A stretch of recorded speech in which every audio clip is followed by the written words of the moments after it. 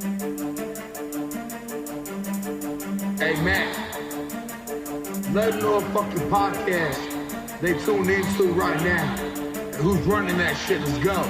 Hours of Chaos with Don Chaos. The Hours of Chaos with Don Chaos. The Hours of Chaos with Don Chaos. The Hours of Chaos with Don Chaos. The Hours of Chaos with Don Chaos. The Hours of Chaos with Don Chaos. The Hours of Chaos with Don Chaos. The hours of chaos.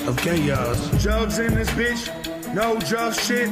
Karma King, Don Chaos, never switch from Denver to D-Town. His name carries weight clouds from all around. Know that he put it down like an OG. Just know he stays down. Eating phony jugs, covered up in steak sauce. That's how we stay on the Hours of Chaos.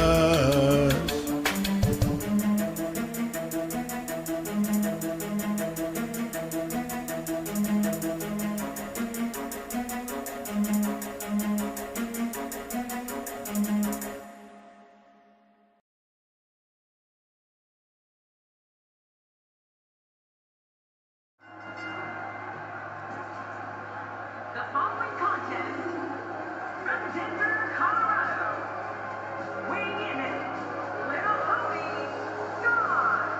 Oh, I can't wait to see this one. Of all the superstars on the roster, this guy is amongst the hardest working. That goes without saying.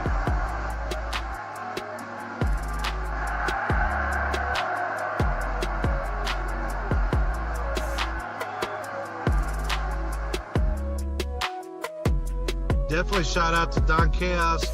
Much love to Carnival Spirits. Shout out to you, Don Chaos. You've been putting in work, bro. Respect. Congrats to Don Chaos for 1,000 subscribers. Whoop, whoop. Keep it going, Congratulations, Don Chaos. Yes, keep it going, man. Good luck to you, fucking Don Chaos. And fucking hell yeah on your 1,000 fucking followers. Yeah, you know who it is. It's Ouija Macc, bitch. Shout out to Carnival Spirits. And fucking shout out to Don Chaos one time. You know what's going on. This is my brother. Don Chaos and Brother Lynch Hung here. Yeah, and Carnival Spirits. What's up, man? Don Chaos. What's up? It's your boy, Brother Winston. We out here tonight. Let's Fuego Flames and my nigga Don Chaos. What's going on, B? It's my brother right here. It's my boy. Excuse the left. Going up, y'all. This is Don Chaos, and I'm with a very legendary man. Go ahead and introduce yourself. Hey, Sean. Yeah, we at the gathering, y'all.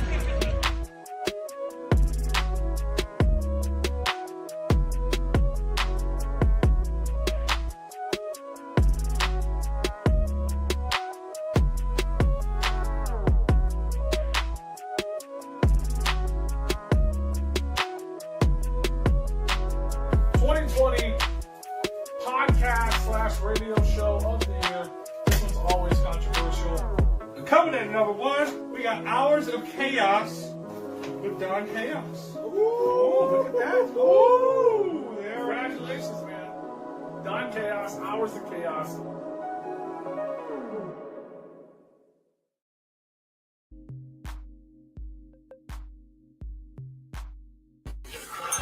What is up, everyone? How is everyone on this Thursday evening? You know, this is the Hours of Chaos podcast. This is episode 267, y'all. We are on the road to the 200th episode, y'all.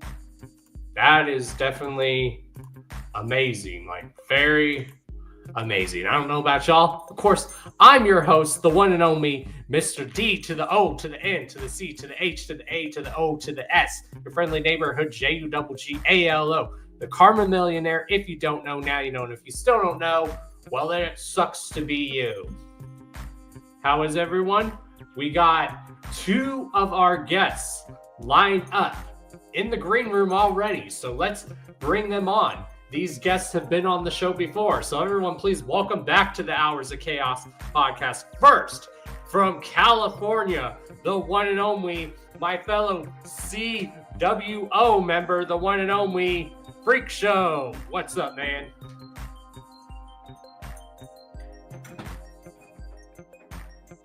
Your mic's off. There we go. Can you hear me? Yep. Awesome. How's it going, everybody? Much love. Thank you, Don, for having me back on. Appreciate you, brother.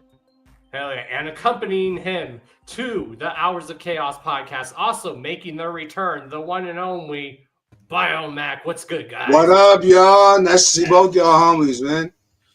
Yeah. I've lost y'all count. Doing good tonight, man. Good. I've lost count how many times I've had each of y'all on. I think each of y'all have been on. This is like y'all's both second or third time being on. Yeah, we were on once before. We were on once. Okay. So it's always an honor, man. We need to do this more, you know what I'm saying? Well, shouts to you guys for doing that little theme song that you guys heard before the actual intro. Yes, sir. You're very welcome, man. You're very welcome. I wanted to give you something in return for bringing us on and always showing the most love, you know what I'm saying? Yeah, you guys were like, do whatever you want with it. So I was like, you know what? Let's play that song 5 minutes before the show starts to build the hype for the show. That's what I was hoping for. I mean, I said do whatever you want, but I had my own ideas, you know what I'm saying? Hell yeah. But I'm glad that that's what you went with, man. That's dope. Thank you very much, dude. Hell yeah. Of course, the last time I seen all of y'all, the last time like in person was when we all did Gorefest last year. Yeah. Yes, sir. This guy, Freakshow, was a busy man. He was on a couple different sets. He was. Yep. I try and stay busy, fam. Give this man his flowers, y'all. Give this man his flowers.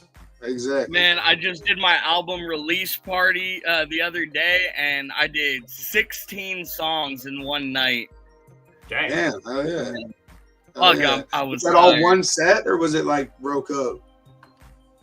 It was over. I did songs on 3 different people's sets, and then I did my own solo set, and then my group did a set.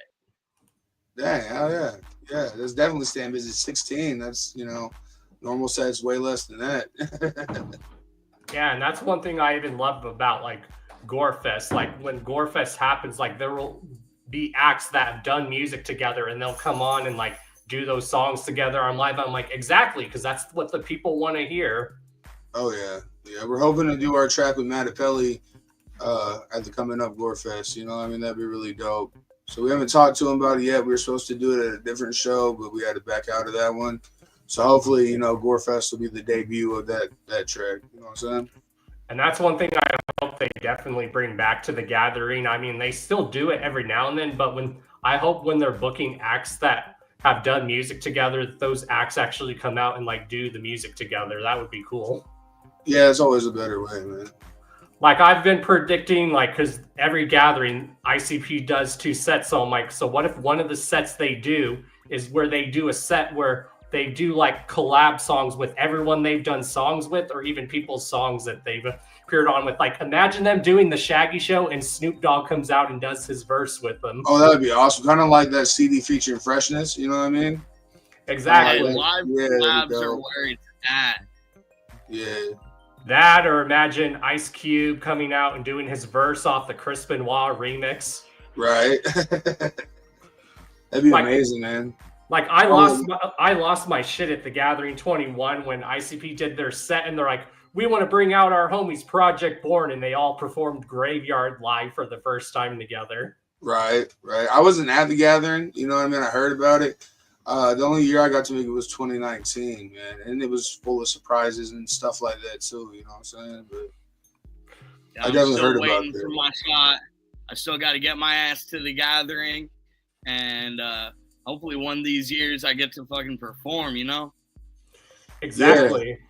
And it's good to work. I've had homies work their way up at the Gathering. I've had homies play parking lot parties, then they played 3rd stage, then 2nd stage, and then main stage. I'm like, that's making it. That's starting from the bottom and working your way up. That's awesome. Yeah, so when I went, I didn't get to perform, sadly, either, but I handed out like 100 mixtapes because I pressed up some mixtapes in like 5 minutes. So, you can always go there and just promote yourself too, and that kind of increases your chances of coming back and, getting booked for something. Right, and there's even the parking lot party. I know. I've been wanting to go to the Gathering for years, but I mean, with 2 kids and living in California, it gets difficult, How long of a drive from where you're at to where the gathering is it, bro? Because it's like 24 hours for us. No, same about the same amount here from Colorado. Yeah, and Colorado is about 16 to 18 hours from me. Damn, bro. Yeah, I think to get to Denver, where Gorefest is at, for us is like 6.5. All right, if we're doing the speed limit like you're supposed to, about 8. You know what I mean? But we get there in about 6.5. Yeah, Denver to Albuquerque and vice versa. It doesn't really take that long at all. Yeah, it's not bad. It's not bad. That's why Gorefest, another reason Gorefest is one of our yearly stops. You know what I mean? Like, plus Gorefest always has the most love out of like any crowd.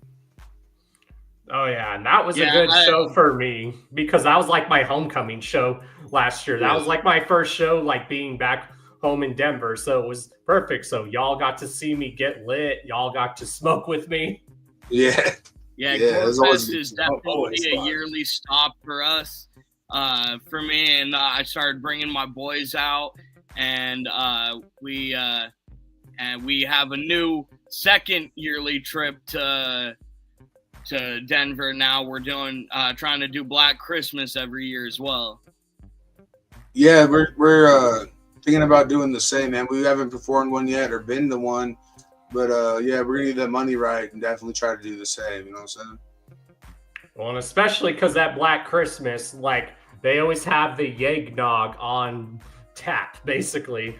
That's my shit too. No, of course. You know what I mean? It wasn't even Christmas one time, and they still had like leftover eggnog there. So Scum saw me, and he pulls me to the bar. He's like, "Pour my man some eggnog," and I never would have thought that Jaeger and eggnog would taste good together, but it is. Oh yeah, bro. It pairs nicely. You know what I'm saying? When Scum offers you a drink, or a smoke, you can't say no. I know I never have. I've never turned him down. I partied very, very hard with that man. Same. In multiple states. And, right. After I got sober, I was promoting the SoCal date of the Shadow Snuff tour. And he pulls me to the bar and he's like, "Bombs, Jaeger." And I'm like, I'll take a Red Bull. Yeah, I remember you did that at Gorefest too. You're like, "I don't drink, but if you got smoke, I'll smoke it." Right. Yes, sir. See, I'm the opposite. I drink. I just don't smoke. It like fucks with my anxiety and all that. You know what I mean? Shit, that's what Yeah, I got. I'm similar like that too sometimes, but I try to only smoke when I don't have anything to do. Yeah, that definitely helps. You know what I mean? When I do smoke, it's like when I'm going to bed. You know what I mean? It's very rarely, but I'm end of the night, might smoke a little joint or something. You know what I mean? Oh yeah, and I mainly do it for medical purposes now. Like I mainly use it for my back, I use it for my anxiety, and then I use it at nights when I can't sleep. Yeah, that's kind of what I'm saying, man. If I can't get to sleep, that's like when I'm more prone to do it. I got a messed up back too, and it does help with that. That's part of the reason I can't sleep. But yeah, it definitely helps with shit like that. Because that's what I did all last week, and I just smoked, got lost in music, and then had the major munchies. That's right. So, Freakshow, you just dropped an album. Like, tell us a little bit about that and how it went and the recording process went. So the album officially drops tomorrow. I had a pre-release party and where the CD was for sale. Hell yeah! It's my new album, Goat Eater. Let me full screen you. There you go. There we go. There you go. It's one I signed for a buddy of mine. I love that artwork. It's dope. Yes, I got the homie who does all my artwork for me. He fucking made that up special for me. I got Goat Eater t-shirts for sale. I got the CDs. I'm gonna be making Goat Eater stickers. I got all sorts of other stuff. But the album release party, it was on a Monday night, and it was just epic. There was so much love in the house. Every act killed it, and we definitely showed some of the people that I got to come out that weren't in our scene, like they're either new artists or new to the underground, and I definitely show them that the underground is alive and well, baby. Oh yeah. And that's the good thing about shows. Shows are a good way to network. Sometimes you might end up finding an act that you actually really enjoy. That's one of the main reasons why I like Scum too, is he'll actually watch everyone's sets and stuff. Yeah, which is something that a lot of people don't do, but I think that means a lot to especially people that look up to him. Like when you see someone you look up to watching your set, even if nothing comes of it, you know what I mean? It's still like an honor. Like, oh, I gotta go twice as hard now. You know what I mean? That happened to my girlfriend, and she's like, I did not know Scum would watch my set, but he did. And she's like, and he helped me out. She's like, when my microphone broke, he's like, I got you, and then he went and got me an extra microphone, and then gave me the replacement one. Oh yeah. Yeah, I've learned a lot from Scum and the whole LSP roster, just fucking showing me love and all that. They have all taught me a lot as an artist and as somebody running a label. Most definitely. I can say the exact same sentiment. You know what I mean? Most definitely. So Freakshow, is this your debut album, or is this the one that when we last had you on that you said you were still working on? So, this is actually technically my fourth album, but I really just two. The third album is just a compilation album of a bunch of the homies, a bunch of Bio Gang tracks.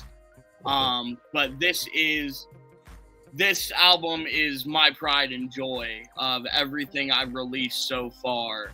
Everything I've been working up to the last few years, all the work I've been putting in. Like, this shows, in my opinion, the most growth in my music, and really showcases my talent and everything I can do. So I got a bunch of dope features on the album.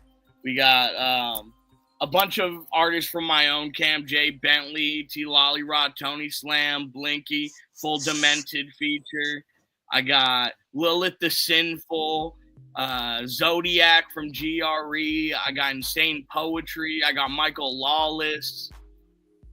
Like, this album is definitely a little crazy, chaotic. This sounds stacked, bro. It's pure chaos, as the term goes. Yes, sir. Yes, sir. And I like that you and Lilith have now been doing more music together, which I think the first time you met her was when I interviewed both of you at the same time, and you two are like, oh, let's link up and do a song, and you guys have been doing music with each other ever since. Yes, we have. So this is our first track together, and we got it done. And a lot of my camp that is listened through my album, they say it's their favorite. It's definitely a favorite on the album, because it's horrorcore, but it's not the horrorcore that everybody expects. It's like paranormal horrorcore. Oh yeah, that's the kind of stuff I like. I mean, that it's so you could say it's almost like Flatliners, almost, because Flatliners, they touch on a lot of paranormal stuff in some of their stuff. So is that out on streaming now, brother? What was that? Is that out on streaming already, or what? No, the album officially drops tonight at midnight. Yeah. Oh, okay, dope. Well, actually, I've seen it on your, you know. Hell yeah. Yeah, it'll be out in a few hours for you guys. Yeah, And I even know you said Freakshow somewhere down the line you wanted to try to do like a full length like metal album, which props to you for doing guitar off of Chuckles albums. So for those that don't know, Freakshow, this guy plays mad guitar, y'all. Thank you. Aside, I'm in a lot of projects.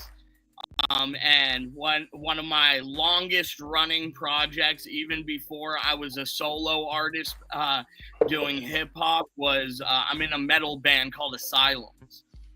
Oh yeah. And so we do a couple of covers, but we do a lot of conceptual metal. Like our whole discography is all concept albums about like mental illness and how things that you go through can affect your mental health and how people struggle with it and cope.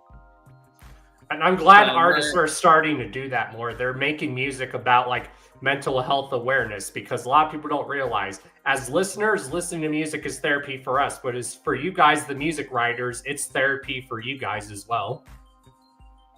Yes, definitely. Like that's definitely how a lot of us get our anger and our sadness out. We just pen to the pad, baby. But yeah, so that's my metal band. But just to shout out everything else, I'm also a part of a 3-piece group called Demented with my boys Blinky and Jay Bentley, also on Biofreak Records. I am a proud member of motherfucking Mass Gang. Yeah. And then I am also in a group with my brother Chuckles called the Brothers of Chaos. And another group that will be announced soon enough. It's a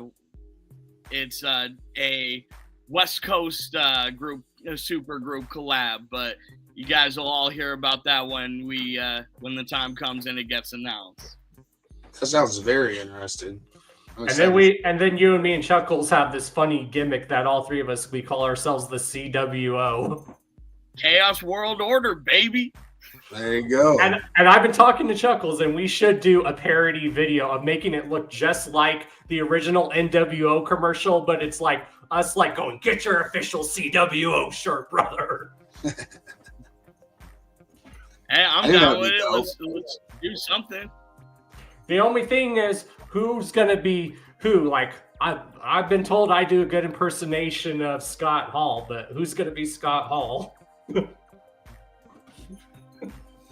had to flip the mohawk for it and give it that little curl, you know what I mean? There you go. Hell yeah. So, Biomac, what have you guys been up to since we last had you on and since I last seen you guys on Gorefest? Since Gorefest, man, I've been doing a lot of solo stuff. Bio's been working a lot. I just dropped 2 EPs, Duality and Dichotomy, and then I'm working on a third. Well, it's done, but it's about to release, you know what I mean? And those are going to kind of mesh into a single album with a bonus disc. And if you buy the physical copy, you get the bonus disc. So that's our latest project that we're, it's kind of still in the works. And then me and my wife, Mama Macc, we just dropped an EP entitled, she's going to beat my ass now, shit. Pink Hair, Green Shoes. Yeah, Pink Hair, Green Shoes. I forgot it because we're already working on the follow-up LP, and that's a different title. I didn't want to give you all the wrong name.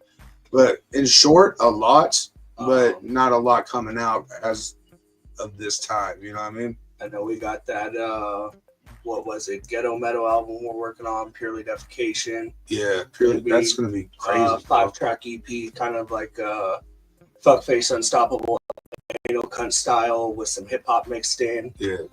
We got I think it was 2 or 3 other LPs me and him were working on. Yeah. We have our next album coming out hopefully sometime this year. That's halfway through, I believe, at this point, or a little less than halfway through. So the LP, we're about halfway through on that. That's going to be entitled Thriving but Barely Surviving. And that'll be our second LP and third, project together as far as full releases, man. And me and my boy Wozy, we got a EP that's in the works called The Biggest Piece of Shit that's coming soon. Me and my boy JR, he's been in the comments all night. I love you, fam. We got some stuff we're working on as the Angry Acid Boofers. That's our super group. So we've been up to a lot, man. Just nothing ready to be put out as of right now. Didn't you just do that that album with Gabriel that's coming out soon, or is already out in singles or some shit? Yeah, we put out some singles off of that. What he's talking about is called Don't Want It. We're working with some other local Roswell artists called Dysfunctional Click, the homeboy Gabriel Blaze, and Lazy Boy. And there's some other people on there too. We got Wozy, he's part of Body Drop Fam.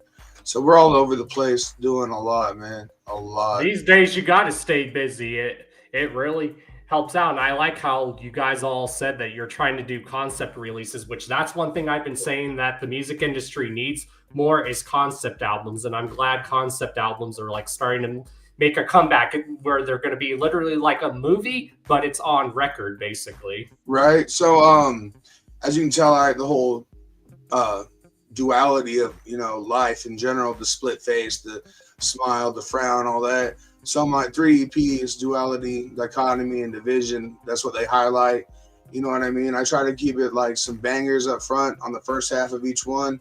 And then like I call it a pivot point, something that's kind of in between. And the other half of the EP is just meant to make you bawl your eyes out. So it's one of those type of things, man. It's all emotional. And I think it really reflects, the division of concept, you know what I'm saying? And I like diversity in artists. Like a lot of the artists that I fuck with, a lot of them are like very diverse. And I'm like art, and I like people that are not afraid to be diverse. Like Darby, as much as Darby hates his singing voice, I don't care what that man says. Darby, you have a good singing voice, man. That's kind of cool, man. I like that too. I have a lot of different things on those EPs, man. And on our LP that we're working on also, that's just kind of different. And I do a little bit of singing on these EPs. I don't like my singing voice either. So maybe I'll get to hear that same sentiment from someone else one day. You know what I mean? But yeah, I like to keep it diverse too. I really try to be really experimental with the shit I do. Whether that's good or bad, I won't be the judge of that, but I think it sounds dope. You know what I mean?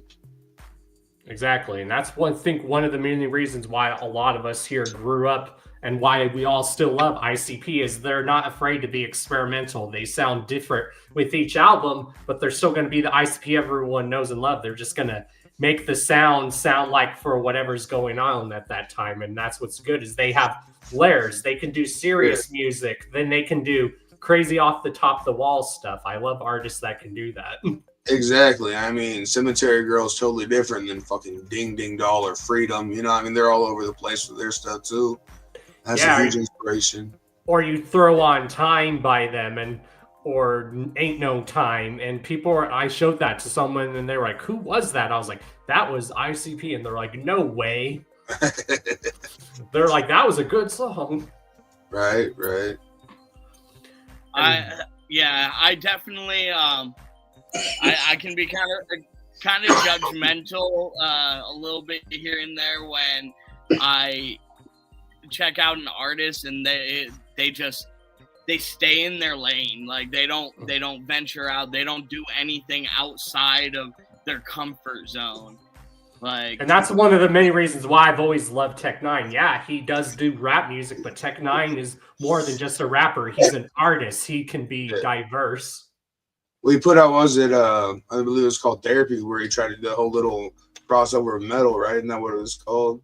Yeah, and that's why I like Tech. He can even rap over metal instrumentals and still sound dope. Oh yeah. Insane Poetry is really good at that too. He did some stuff with Sutter Kane years ago that was. Yeah, I remember that. Yeah, incredible, bro. That's one of my favorite albums. You know what I mean? Man, Insane Poetry at Gorefest last year. He pulled me aside and he's like, you know what I want to see more from you? Fucking your rap metal shit. Yeah. Hell yeah. So I ended up throwing him on a rap metal song for this new album. Oh, dude. So he told me DMs to buy one of those things. I gotta hear that. Hey. I gotta hear that. Hell yeah. And of course, about 4 hours, man. I know. I wish I can just like go into the computer and just be like, actually drop it a couple hours early. Hell yeah. And Biomag, you guys this year. Biomag, you guys actually dropped your own new like official store now this year too. Yeah, man. So we had our big cartel store. I don't really like the way they're set up. We still have it. Glad I told you about the store I use. Yeah, that's what I was getting to, man. This is Streamlabs. Our new Streamlabs store, man. Anywhere that you find us, pretty much, you can find a link to that. And there's officially 50 new items you could buy from Biomac. We've already had a few orders. Shout out to anybody who's ordered something. I mean, I always say that's the best way to help a homie out in this game because, you know, streaming services ain't be acting right when it comes to pay. So exactly. Yeah, definitely check out that, man. Shit, got everything: shirts, shoes, pants, fucking coffee mugs, sticker books. You know, and that's why I like Streamlabs, because anything you can think of, they probably have it on there. I remember like last year when my homie put one of my logos on a bucket hat. I'm like, we do bucket hats on this site too? That's awesome. Yeah, we got a bucket hat too, man. And isn't it kind of crazy how those are making a comeback? Like they were dead for years, and now everyone's like, "Oh, I got to get that new bucket hat." At least where I'm at. Yeah, my boy, he likes his bucket hats. Oh, I think there's like a specific type of homie. You know, you usually see them with a fat sack of greenery if they're looking for a bucket hat. You know what I mean? Yeah, or when I was growing up, it was like someone you know who had good weed, or they were a skater. So my homie is here. He's over there right now, and I look at him. He knows I'm talking about, and he's just in there cleaning his bong, smiling. Probably wearing a bucket hat. No. Are you wearing a bucket hat right now? No. Yeah, I didn't even know there was. I didn't even know there were shoes on that site. I'm like, really? That's awesome. Yeah, man. Our kicks that we designed for our site, they look fresh, and I'm kind of like not pissed off, but booty hurt because I wear a size 13, and they only go to a 9.5. Oh yeah. And I'm like, yeah, I'm gonna have to like hit up a shoe company, like, hey, can you make this but just bigger? You know what I mean? Man, how are you gonna only go up to a 9.5? You only want women and kids rocking your shit? Like that's what I'm saying, bro. So the female high tops go to the same size. I'm like, you wearing dude. 9.5? Yeah, well, you child size. He's over here like, you're a hater, Freakshow. No. And that's funny because I wear between a size 9 and 9.5. That's funny. That's great. But when I was younger, I used to wear a size 7. Yeah, dude, I've worn a size 13 since I was 13 years old, but I'm kind of a big dude. You know what I mean? Hey, whatever chance I get to talk shit to the homies. Oh yeah, yeah. I give it about another 20 minutes or so on here. I'm gonna start roasting the fuck out of this guy. Just wait for it. He's gonna be like, "I'll be back," and then he's gonna come out of nowhere and RKO you. Let it in first, and then you can roast him. Maybe. Careful, y'all. We might see a live RKO somewhere here on the stream, and we'll be like, "RKO out of nowhere." I just throw him down on the ground, get on the chair, and give him the elbow. You know what I mean? The old Randy Savage. Yeah, what's good about Streamlabs is the quality doesn't do it justice. Like when you get it in person, it looks so much better than how the website makes it look. Like, and it ships super quick. I was like, what? And I ordered a hoodie for me and my girlfriend. She's like, damn, and this hoodie was only $35. That is good quality. Oh yeah. I've been kind of not worried, I would say, but curious how the quality was because it's not like they send you a proof and you get to check it out. You know what I mean? You're just like, oh, put this picture here, and if they like it, they're going to buy it. But people that have ordered from us have told me that it came out pretty dope, so that's good. You know what I mean? Like I'll show you what the hoodie looks like. So let me go get the hoodie really quick. All right. So, what's going on, boys? Chilling, man. Doing this same thing you're doing. No. Staying busy working. All right, here we go. Get me up for a track, dog. Yes, sir. Yes, sir. Very soon. All right, here's what the hoodie looks like. I want to see this hoodie. Let's see how it looks. Look how dope that. I mean, it's kind of hard to tell because the green screen. There we go. All right, so whenever you do yours, are you doing the direct to film or the direct to garment? I don't know. I'd have to ask my homie. And then there's what the back looks like. Look how dope that looks. Oh yeah, that's awesome. So yeah, for anyone that's wondering, and I know Shovel in the chat, he's ordered from my store, so he could tell you guys that even the shirt quality turns out really good. And even the sticker quality I found out is good because I didn't know. I knew there was stickers on there, but I didn't know they were vinyl stickers. My homie was like, "Did you know they're actually vinyl stickers?" I'm like, "No, I didn't," but that's awesome. It is awesome, man. Hey, I got to order as something long from as Shovel we're, soon. As long as we're showing off garments, let's give a big shout out to fucking Blind Death, baby. Yeah. Yeah, there you go. There you go. Hell yeah, man. Always, because they're sponsored, and that's why the logo's always in the corner. Yep. It's dope, So for man. those that don't know, Freak Show is another, probably, we might announce it soon because I know Eric said he wants to make a few announcements this year. So it's purely speculation that Freak Show is going to be next on the team for the Blind Death team. Oh yeah. That's dope, man. That's dope. Nothing official yet. I didn't say nothing. So, but yeah, nothing's official yet. But we've had some talks. I may have a chain already. That's purely speculation, though, Speculation. Speculation. That's, and then when it becomes and then when it becomes fact, it's not only speculation anymore, but it's faculation. Faculation. There you go. There you Or go. whatever Violent J said there. That's just not purely speculation. That's faculation. Maculation. That's dope, man. Shoutouts to Precious Juggalos. If anyone doesn't know who that is, if you guys want some calming, like relaxation and watching someone just paint and just do random artwork, this man does that. And I know Chuckles hit him up for when Chuckles drops his new mask. So somewhere down the line, Precious Juggalos here in the chat might make something exclusively for Chuckles. That'd be dope. That'd be dope. I know if I don't order something from him soon, my wife is gonna probably murder me, man. 'Cause she's been wanting some of that for a while. So we'll definitely order these Boodalos. my homeboy was just telling me about those, man. Those are awesome. I keep it right here on the desk. Hell yeah. That's sick. He said they come in like different colors and all that too, right? He'll randomly pick one. Like he'll paint them like Jay or Shaggy and their different Buddha designs, but then he'll like pick them at random for you, which is cool.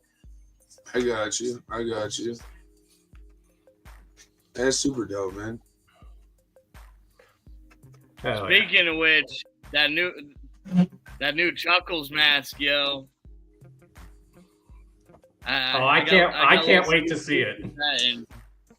That shit is fucking sick.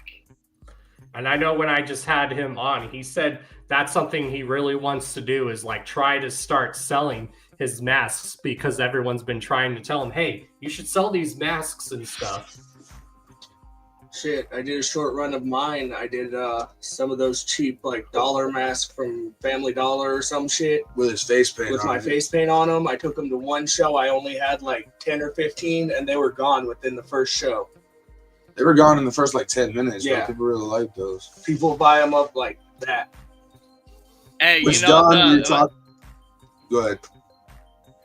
the mask that I wear for Mask Gang that I unveiled at Gorefest this last year.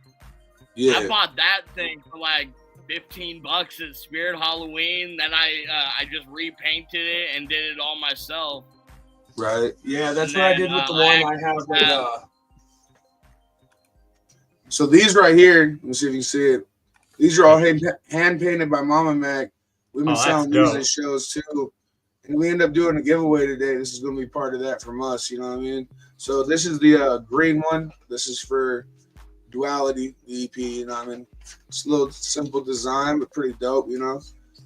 That's what I'm trying to work on. I'm trying to work like on an official Don Chaos mask, and I pretty much have the idea. It's going to be a hockey mask, but it's going to have like chaos symbols like around the eye and then one of them's gonna be like under my eye and stuff.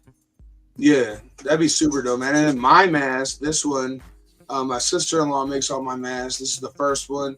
We're working on a couple other ones. It's supposed to be just kind of like Leatherface meets a luchador, you know what I mean? It's all leather, and it's just kind of that split design like I was talking about. Oh, yeah. So I'd like to find someone to make me one, but I think I'm going to stick to the paint because, I mean, it's other than getting it off, it's a lot easier for everything. You already have a mask that you made, but you don't ever wear it. I don't like it. I want to find one that like I like that suits me, the style and everything. And right now, the paint does that the best. I get that. Honestly, what I want to end up doing, man, is like paint my face under the mask, and halfway through the show performance, take the mask off, and it's a new design on the face because it's that'd be cool. I started rocking the mask because the paint is just so much to do for every time I wanted to do it, man.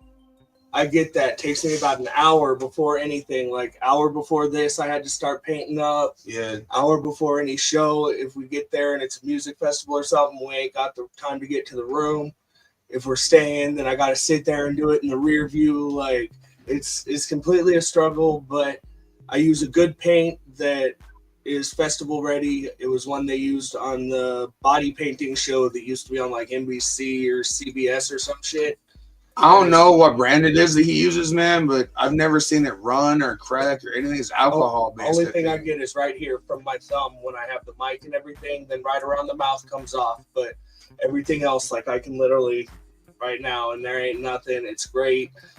It's Pro Air by Show Off Body Art. Actually, $20 for like a little tiny bottle. Great stuff. Nice. Put a layer of barrier spray, just any barrier spray. You can even go to the Family Dollar and get a $1 bottle. And I've seen it last me through an entire music festival in a 90-degree day where we got people going to the hospital because they ain't staying hydrated. And I take it off and you can clearly see the sunburn ring around it. Like, it's great stuff. So that's why I continue to use it. I laugh because your face looks funny after that. If it was all white and just red everywhere. White face and then red all around neck, ears, everything all burnt. Last time I painted my face, the last time I did it recently was for Juggalo Night in the high desert with Lions, Mike Storm, First Degree, and a bunch of the homies. And I'm on stage, and it just started like running off of my face and started getting in my eyes. So I'm rapping blind and almost falling off the stage and shit. Damn, bro, that's not good. Yeah, mine's great. I sweat through it. Or it's worse when your face is painted and your face itches and you're like itching your face and you're like, oh shit. Exactly. It happens to me all the time. I've done that plenty of times. Yeah, seeing a Juggalo in the summer, man, is like watching somebody's face melt off. Like, for real, you know what I mean? Just drips. Well, anybody that wants a good paint, just remember, Show Off Body Art, Pro Air. They actually have an even better temporary tattoo one I want to try.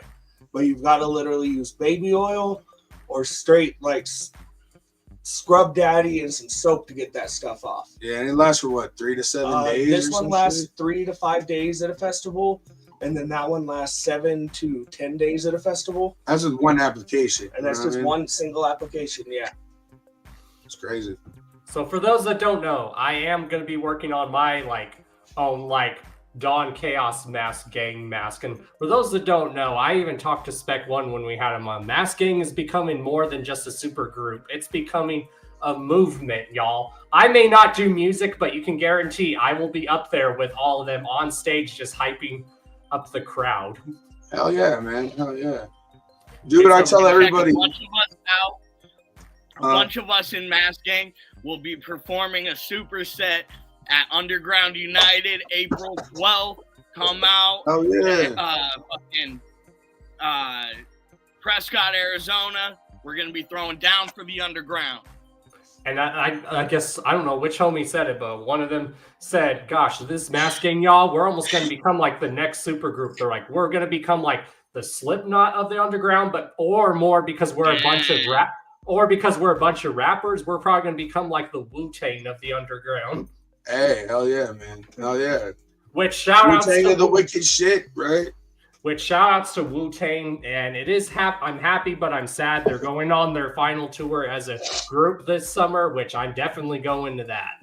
Don't remind me, man. That is nothing but sadness. I wish artists could just go forever, but I get it. But damn, really? Like shit. Now they're still gonna do like solo tours, but like this is gonna be like their final tour like as a group. Yeah.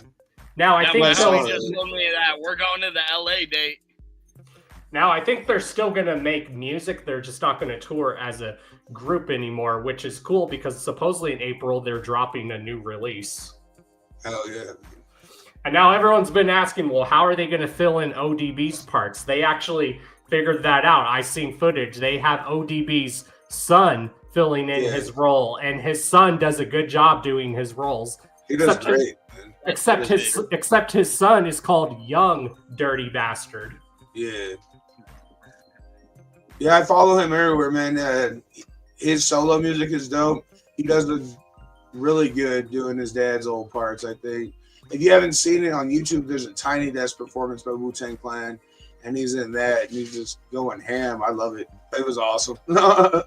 There's even an all-woman version of Wu-Tang Clan, but they do like covers of Wu-Tang Clan songs, but they're all female MCs, and it sounds Isn't it called like Lady Wu or something like that? Yeah, they're amazing. Yeah, that's dope, man. That's dope. A lot of people in our scene seem to forget that horrorcore wouldn't exist without hip hop existing first. So a lot of people like hate on that old school vibe and just strictly listen to horrorcore. But exactly, you can't expect to get where we are with what we're doing without people like Wu-Tang Clan laying that foundation. Honestly, you know what I mean? Exactly, and I've always told people that. Go ahead. This is my boy Blinky. He's my partner in What up, fam? Demented and all that. These are the homies Macc, Don Chaos. Yeah. But when I met him, he's just an old school hip hop head. And I was like, here, this is horrorcore. And man, he was like, fuck horrorcore. I knew what horrorcore was, but I didn't understand the scene. And when I got into the actuals, I was never really a huge fan of horrorcore. I mean, I listened to like Bone Thugs growing up, you know what I mean? 36 Mob. Yeah. Like, that's a little different than this. Yeah. So actually, RZA from Wu-Tang, for anybody who don't know, kind of did his own little horrorcore project, man, Gravediggers. Yeah. So if you're really into old school hip hop like him, and you try to find some relatable horrorcore, listen to that. I mean, hell, look at DMX's early stuff. DMX did really dark music in his early days, but it wasn't considered horrorcore. But it was very dark to where it felt like it could have been horrorcore. Right. Hey, one thing that he realized is that a lot of horrorcore stems from gangster rap. It is like I've always described to people that there's from a video I found, there's actually supposedly 76 genres of hip hop, and this person did a video like doing the best of each of that genre. And I always described horrorcore like that on the outside to people. I'm like, the best way to describe it's like metal or death metal version of hip hop. Right. I mean, you're not wrong. You got like regular rock music, like old school hair bands, whatever. Death metal's kind of like, a subgenre of rock. So I'd say that's an accurate description. Oh, yeah. And the way horrorcore is described, especially the early days, it's like a step below gangster rap. It's like to the extreme, but it also touches on the stuff that gangster rap won't talk about. It talks about like conspiracy theories, stuff that the church is doing, and it's showing society in the form of a horror movie. Yeah, I mean, look at Ghetto Boys, bro. Rest in peace, Bushwick Bill. But Ghetto Boys, I think they're really some of the pioneers of like gangster rap, especially and horrorcore. Oh yeah, and I don't even care what anyone else says. You listen to early Eminem, and or just a full-length Eminem album, yes, he has those radio singles, but you listen to a full-length Eminem album, he talks about some horrible, crazy, fucked up shit. Right. Yeah, Like he's like horrorcore, but under the mainstream umbrella. You know what I mean? Especially early Eminem. I told people you could tell that Eminem was inspired by Brother Lynch Hung. Now let me get into that. Not just Eminem, but the Slim Shady Marshall Mathers stuff. Yep. And that's one thing I love about like rappers that come up with like ultra egos. Like even Wu-Tang Clan, they all have their own ultra egos. Like what's Ghostface Killah called? He's called Tony Starks, or he's called Iron Man. Right. On the Eminem subject, man, if you don't believe that he's ever done any horrorcore, you're just whack. Because I mean, look at that song "96" with Bonnie and Clyde, bro. That's like prime example. Like he's literally from a softer tone, right? But it's about murdering this fucking. You know, if you heard the song, you know what it is. But and especially his in my eyes, you know what I mean. Well, and especially his early stuff. Like I tell people, you can tell he was influenced by Brother Lynch Hung. You can hear it in his early shit. Yeah, definitely, man, definitely. Like Brother Lynch Hung doesn't get enough credit than he deserves. Brother Lynch, dude, he's incredibly talented. But he finally dropped Season of Sickness 2. Hell yeah, which I heard that was amazing. Yeah, bro. I mean, he produced the whole album from what he said. That's what he said, at least, and it really shows through. I think he killed it, bro. A lot of people talk shit on it because it's not comparable to the first. I think that's a whack opinion. I'm sorry, but I loved it. I loved it, man. Exactly. Like when you do a sequel album, you're supposed to do a step more, like level up with the release. Like everyone was worried about that with Raekwon from Wu-Tang. When he dropped Only Built for Cuban Links 2, people were worried it wasn't going to sound as good as the first one. And it was good too. He just leveled up with it. Exactly. It's almost like with this one by Lynch, man, it's almost like two different perspectives, right? Because the other one came out 30 years ago, I think it is, something like that. Yeah. And he was a lot younger. He was a lot more like in your face, I think. And there's a song on there, it's called I've Changed, and he kind of explains why this is more of a like grown-up aspect of shit. You know what I mean? It's still horrorcore, it's still gritty, it's still emotional because he's really good at that emotional shit. But it's like two different views, and I really dug that conceptual piece of that, you know what I mean? Oh yeah. You know what? I've been thinking about this a lot. I love how much like music has grown, like through the different subgenres of all the different kinds of hip hop, and like how genres are like interlinking with each other. Like, and they got me thinking. J.R. Butcher in the chat said, "I'd rather ear fuck myself with a drill over listening to country." That's my boy, and yeah, I agree with that 100%, man. And I'm like, you know what? I'll say I used to feel the same, but you know what? Like then I started thinking, like, damn, look at, I mean, Boondocks. That is fucking juggalo country horrorcore. Yeah. Or another example. Another example is Jelly Roll. Jelly Roll. Have you heard his song "Zombie" with Lil White, Mad Child, and ICP? Shit. Yeah. And then of course. Man. Now he's doing the country stuff, and then fucking even Mercules. Mm-hmm. Even Post Malone's been doing country now. Yeah, and Post Malone, he's a punk head. Yep. So I grew up listening to nothing but country and like old school rock because my pops, he was a musician, and that's what he loved to do, like covers of and just play on his guitar and sing. In my eyes, man, I don't listen to country now. You know, I mean, I don't at all. But the best male song writer and performer in my eyes will forever be Johnny Cash, man. Oh yeah, and he's definitely, you know, he's in the Rock and Roll Hall of Fame, Country Music Hall of Fame, all that. But yeah, hands down, bro, you can't beat Johnny Cash. Myself, as a guitarist, a musician, like all different styles, genres, and instruments. I played everything from the xylophone to trumpet and fucking everything, you know? Yeah. And I'll tell you, country musicians, if they're like real country musicians and know what they're doing, they're some of the most talented musicians you'll ever meet. Exactly. That's one thing I loved about Johnny Cash is he wasn't just a country artist. He was considered blues or bluegrass, which I love some bluegrass. And if you guys want to talk about good genre bending, look up this group called Gangster Grass. They're literally what they are. They mix hip hop and bluegrass, and they do it so well because both those genres of music sound very similar. Gangster Grass. I'm gonna have to remember that because that seems interesting, but also like if you don't do it right, it could be horrible. You know what I mean? Well, I guess I could try to find a song by them. I mean, it's a cover song that they do, but it sounds good. Let me pull it up.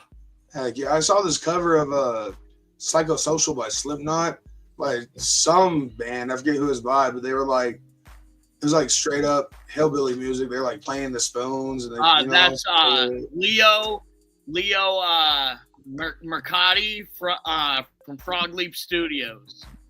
Yeah, I think that's what it was, man. That went hard though. Like that went hard as hell. You know what I mean? That dude, he switched what he normally does. What he normally does is takes mainstream pop songs and turns them metal. Okay, so he took some metal and made it like that for that one. Yeah. And that's something I want to do. I want to try to drop a cover album somewhere in my lifetime, like cover songs that have personal meaning to me. Like I want to do a cover of Tainted Love, but I want to try to do a hip hop rap version of Tainted Love. Don, I've heard speculation, but I've never found a song by you. Do you make music, my friend? I don't. Everyone's trying to get me to. They're like, even if you're just doing cover songs, do it. Yeah, man, do it. He's going to do I would something. love to hear Don I Chaos on guarantee the song. I'll force him. I mean, just like I want to do a cover of Hurt by Johnny Cash. Oh, that would be Yes, incredible. sir. Man. That'd be incredible. And my girlfriend, she does like different styles of music. She doesn't really have a style. She can rap, she can sing. Sometimes she'll do the wicked shit. Like she's another example of someone who does like different styles, but she doesn't like forget who she is. She still stays true to herself, basically. Exactly. That's what I try to do too. And speaking of her, I got that collab track ready for her whenever she's ready for it, man. There you go, babe. You know, I know she's probably watching somewhere. I ain't forgot about you. I'm being patient like you asked. I ain't forgot either. So whenever you're ready, have your boy, you know what I'm saying? Oh yeah, she has like a totally different writing process, but I love that she takes her time too. Yes, yes. Yes, she does have bars. Yes, she does.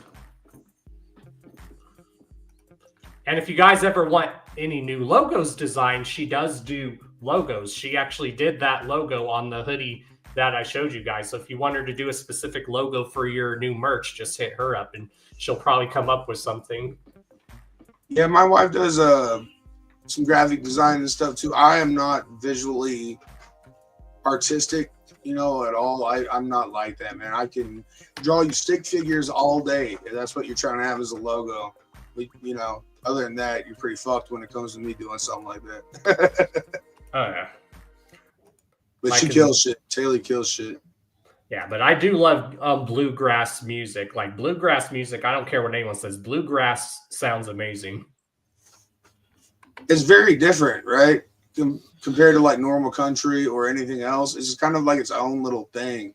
Yeah, it's not really even like country. It's more just like laid back stuff that you just want to like listen to when you're just laid back and stuff. And there's a lot of rhyming in it too. So that's why this group Gangster Grass I'm about to show you guys, they mash well together because in a lot of bluegrass, they do a lot of rhyming in their music too. Yeah. So yeah, I'm going to play this song. This song is amazing. It's a cover song, but it's really good. Pull it up. I shouldn't get copyright because it's a cover song and it's a cover song by them. Awesome.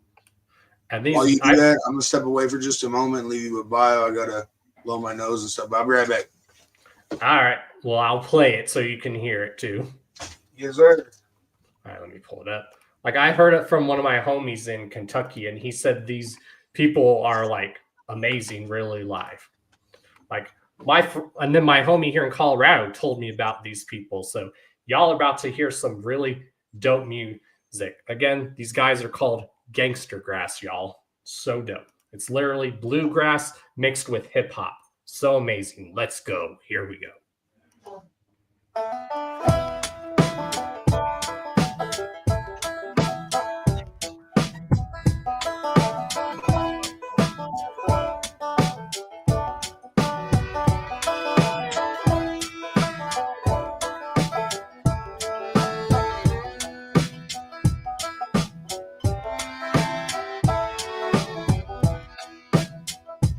I remember 20 years ago I was standing in that courtroom. My charges I could not defend. The last thing the judge said to me as he handed down my sentence. Sing it if y'all know the words. Was, you can never go home again. Never go home. Never go home. You can never go home again. And here's the rapping part. And I agree with everything that the judge said. If you come back around, I'm going out like Judge Dredd. What was in your head when you made those choices?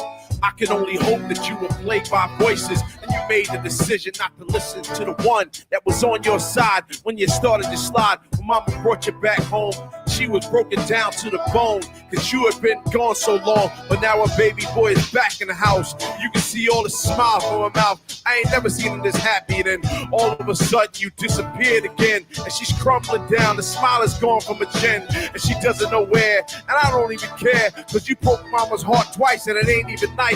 Now I'm surprised as heck that she's wondering where you went. And I don't give a damn, friend. I don't even care. You've done your time and you come back out that doorway. You will not find a loved one or a friend. You may return to the place where the people used to know you. But you can never go home again. Never go home. Never go home. You can never go home again.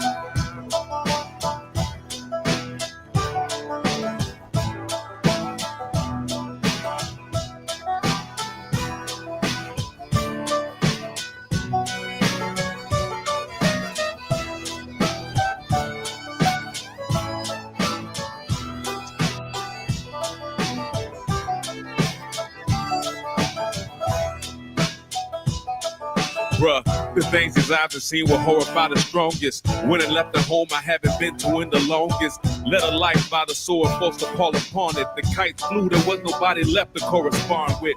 Familiar faces either passed on or flipped, so there wasn't much left for me to do except dip.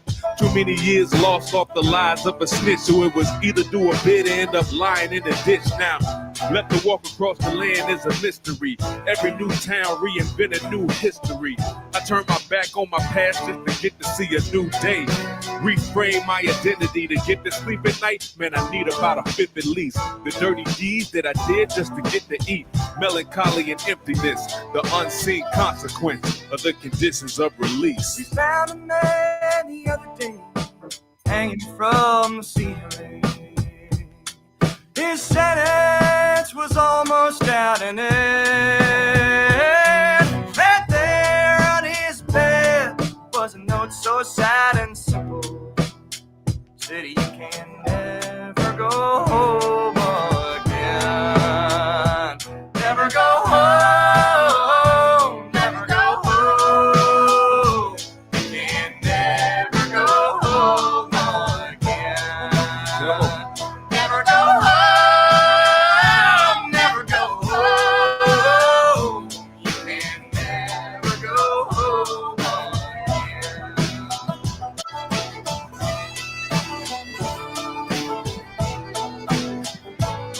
Woo!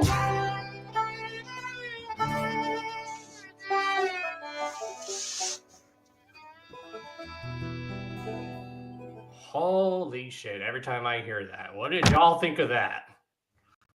That I dug sounded it. so fresh. Pretty dope. Yeah. Yeah, it's pretty dope. Pretty fresh. Pretty Yeah, fresh. I've heard from my homie that they put on a really good live show. And see, y'all, that's a perfect example of music bending that goes good. Because for those that don't know, you should know your history of where bluegrass originated. And bluegrass and hip hop mash very well together, especially when it comes to the history of where bluegrass originated from. People don't know that. I don't know much about the backstory of bluegrass, bro.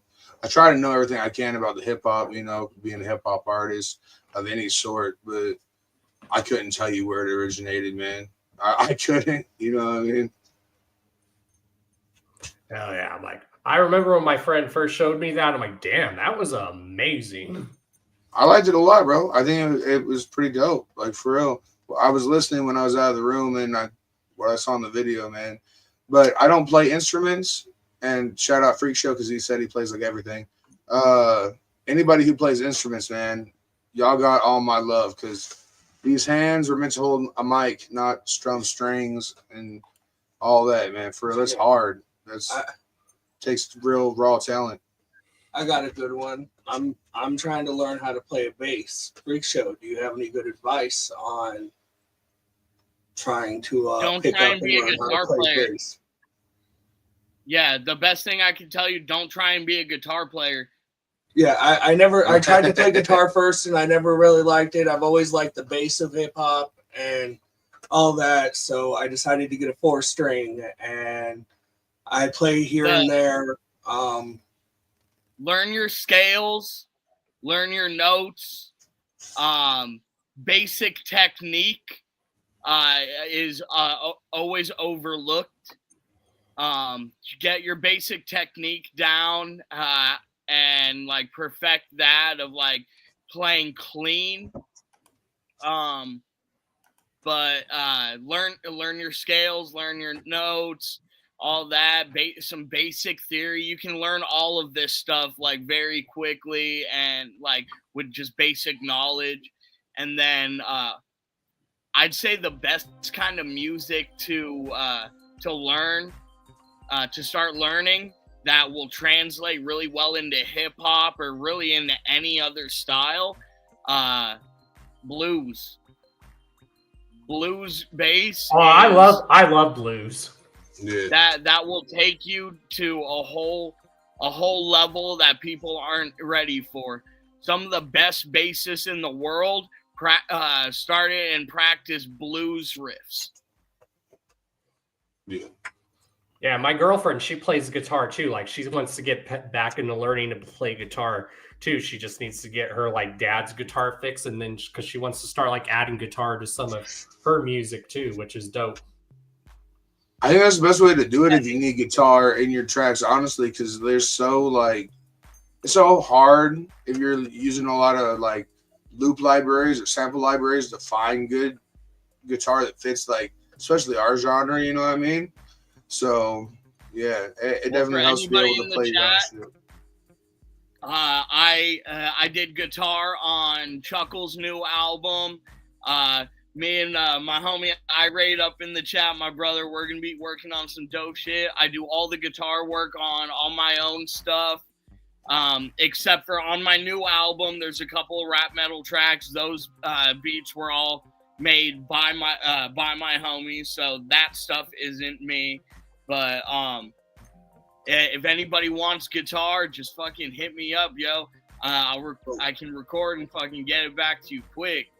We'll be in your inbox soon. We'll be in your inbox. I got something I'm working on. Kind of, it's a Michael Jackson song, but I'm kind of wanting to bring it to more the horrorcore style because my mom was a really big Michael Jackson fan, and it was a really impactful song of his, just in the song it is. But I want to rework it a little bit, and I want someone that can do a guitar and hit that style that kind of has that, underground just. We're going for underground murder shit, not King of Pop shit. You know? And that's another example of someone who don't play with my emotions. And that's someone else who dabbled into horror. Remember Thriller by Michael Jackson? He was kind of dabbling in horror in that song too. So Yeah, especially in the video with And the whole let me dance tell and you, the costumes and all that.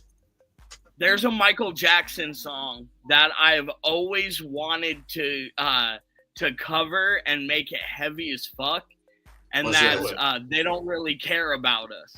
Yahtzee! That is That's one of my I want- personal favorite Michael Jackson songs too. I want to that's do the it, one, man. but I want to redo it. They don't give a fuck about us. Yeah. Because you know how the underground goes overlooked most of the time? Yeah. And try and make it hit kind of that same note his song did, but for this genre of music. Well, who knows, y'all? Maybe that cover, since you guys want to do a cover of that, maybe you guys never know. We might see Biomac and Freakshow doing a cover of that song together since they have the same mindset. You'll definitely see us on something very soon. We'll be in Probably touch that on some that other one for shit, the but guitar. we'll get all with you, brother. And I'm personally reworking the beat on it to kind of fit how I'm wanting it to fit. Would love to have you on it. Yeah, but the thing about our rework beat, bro, is it's not like, if you could play the shit, That's and what I'm then, saying. I mean, that'd be even better because there's no way you're going to take what Michael Jackson did and make it fit exactly what we're looking for. So to have someone like Homeboy, Mr. Freakshow, the one and only over here, to do it would be incredible, man. But like how we did take Michael Jackson's, bring it down a little bit, make it a little deeper, throw his guitar on it. Like I think it would be. Yeah. Oh, dude, it'd be be wonderful. something man. nice. It'd be wonderful. Be dope. So yeah, we'll definitely be in touch with you on I'm that with one. the business, boys. What was that? I'm with the business, boys. Let's go, man. Let's go. Hell yeah. So what do y'all say we get to one of the first giveaways of the night? So who wants to contribute to the giveaway first? So we got 3 different things we're trying to give away, but if he has something he wants to throw to somebody, let him go first. It's just whatever y'all I want got to do. 2 things, so let's do one from you, one from me, one from you, one from me, one from you. Are we gonna do them all at the same time, or what's up? You just said one from you. Well, that's what I'm saying. And then one Yes, from I'm this aware of one. that, but We're doing one giveaway now. Do one here in a little bit. or we just want me to pull out what I got? You know what I mean? All right. That works. And show what each of you are giving away, and then whenever y'all want to be entered in the giveaway, just let us know, and I will put you guys' name on the wheel, basically. All right. So first up, what I got is the mask I showed earlier. If I don't drop it on myself, hand painted. We sell them for about $15 usually. Numbered, signed on the back, right?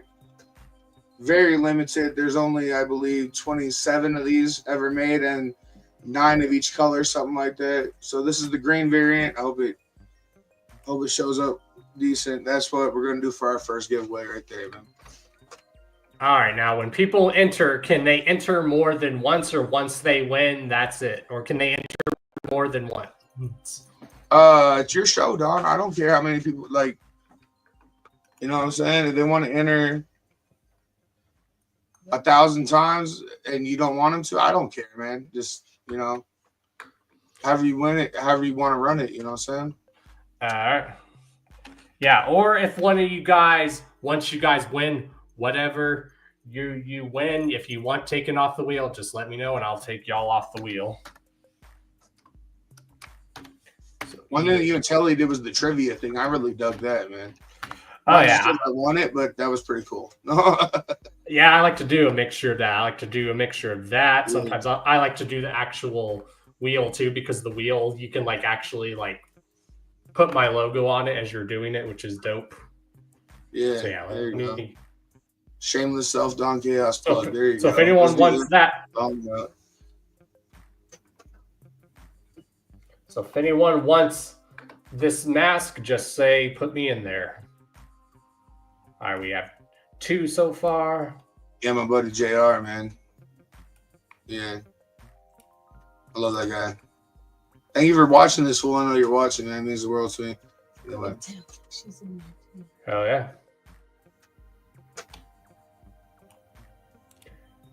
Now, did you make that mask or did your wife make that? So the way it kind of came about is I did the original one, which is it's slightly different. I don't want to get too much into that because that's for later times. But I came up with the design and I showed it to her, and I was like, "Hey, we need X amount of masks, these colors. don't make anyone the same as the next, right? But stick to the same overall idea design. And she pretty much ran with it, man. And she killed them all. So it was pretty much, that one was painted by her. That one was not painted by me. We both signed the back of it, though. And yeah, I like them. I think they're dope, man. Oh, yeah. And then what are you contributing in one of the giveaways, Freak Show? So, my first item is going to be a signed copy of my new album. Hell yeah. Whoever wants it. Can I enter? I'll take it. No. I have to say the same thing. No. That's fine, man. All right. So yeah, this might take. So yeah, we're gonna give away the mask first, right? Yeah, I think that's what Freak Show said. Is one from us, one from him, back and forth, right? Yep. That works. Yeah, we'll do it. All right. All right, we got another entry, and y'all are really entering tonight. Hell yeah! We got him excited. He has an album drop. You know what I mean? Hell yeah. Or as my homie goes, hell yeah, that's what's up. That's exactly how he says it too, so we always give him shit for it. We over here at BioFreak, we have this this ongoing joke where from that video that some dude posted being like, banana bread at work, dude? Hell yeah. Look it up. It's fucking hilarious. Are you gonna look it up? Hell yeah. Yeah. All right, y'all. We're giving away a free mask. That's what we're doing first. So let me pull up the wheel. So whenever y'all are ready in the chat, say spin that wheel.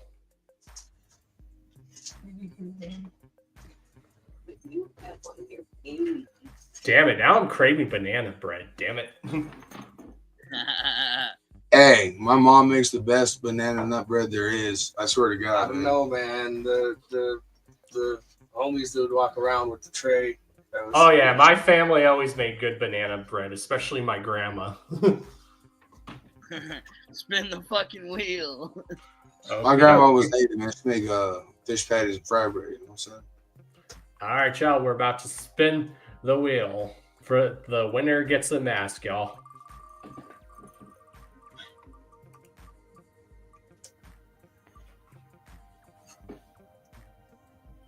Who is it?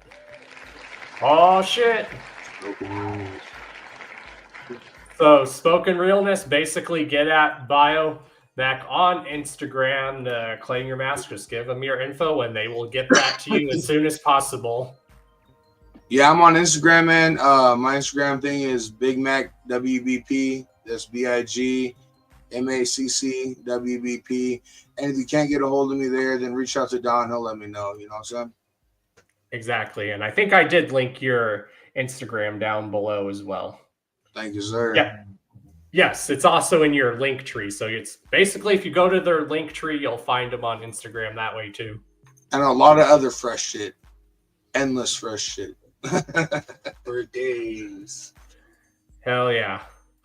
So Spoken, since you won the mask, do you want to be entered in the giveaway for Freak Show's new album, or do you want me to take you off the wheel? You know you want that.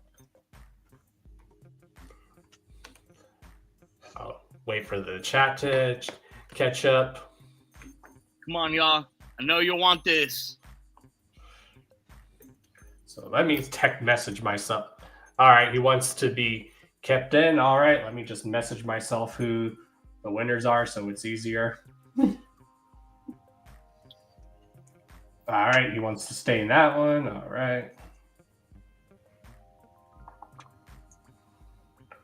All right. Come on. There we go.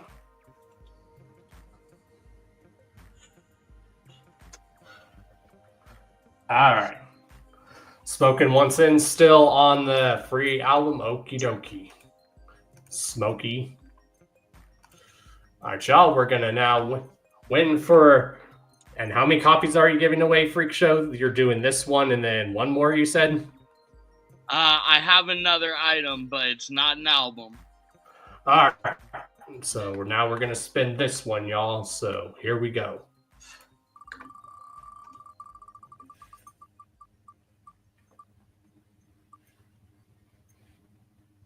Oh my God. Damn, Spoken. 2 in a row. Hey, Don, they're going to clean sweep like I did you last time, man. Yeah. Spoken, Now they're gonna... you will get that album, but you know what? Don, spin that again. I want a new winner on this one too. All right. So what are you giving away in this one? I will give away a second album to somebody else who hasn't won. All right, so Spoken, you've already won 2 things. All right, so now we're going to spin again for another chance to win Freak Show's album that drops tomorrow. So here we go. I love how you can put your logo. Oh, okay. I love how you can put your logo on a wheel. That's so dope. Oh shit! Hey, Shovel! Hell yeah! There you go, Shovel.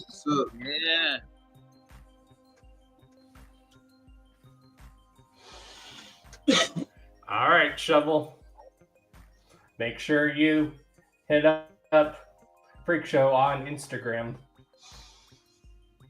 Message me, show me the address, and I will have it to you ASAP, brother. Yep, and as we all say, for anyone who does win, make sure when you guys do win, you make a post and you tag all of us in it, basically, so that way you guys let us know that you got it, or if you're a content creator, do a video of you opening it. Either way, when you get your stuff, y'all, just make sure you guys take pictures on Instagram and you tag all of us in it. Hell yeah. All right, and what are we giving away in the next one, boys? Biomac. So what we got next, and these are in limited sizes, right? Uh-huh. So if you can't, we don't have your size, I have a backup plan. It's something different, but we're giving away Wicked Body T-shirt, right? Here, hold up. I got it right here. I got it on. Yeah. There you go. You guys will win that. Beat up. Yeah. So it's just kind of basic little T-shirt, man, but repping the Wicked Body, and we appreciate that. You know what I'm saying? That's what we got. And if we don't have your size, man, or if you would just prefer it, the alternative item is some old school cassettes that we have sitting around. It's our last set of those. So if you would rather have those, or you can't fit the T-shirt, that's what it'll be. I don't have them on hand to show, but there's 3 of them, 3 different albums. So it's up to y'all, whichever one y'all want. We'll do that. All right, and now Shovel, I'm going to ask you the same question. This is, do you want to be entered in this shirt giveaway, or do you want your name taken out? We'll wait for that. You're not invisible, JR? What the hell? Anyway, sorry, my homeboy in the chat there. My bad.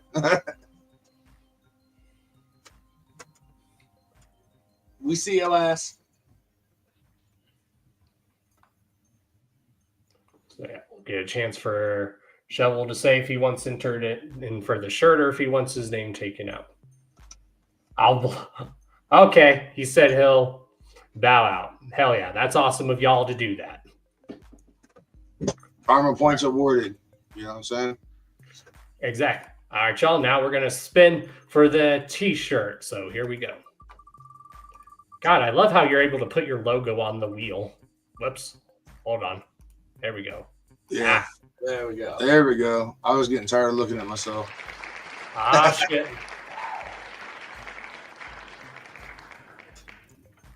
All right, Chris. Hit them up on Instagram. If you have Instagram, hit them up. And Like I said, also let me know if you want the T-shirt or the cassettes. You know what I'm saying? Or what size he weighs for the shirt. Yeah, exactly. Congratulations. Hell yeah. Now, what's the next giveaway? No Insta. So,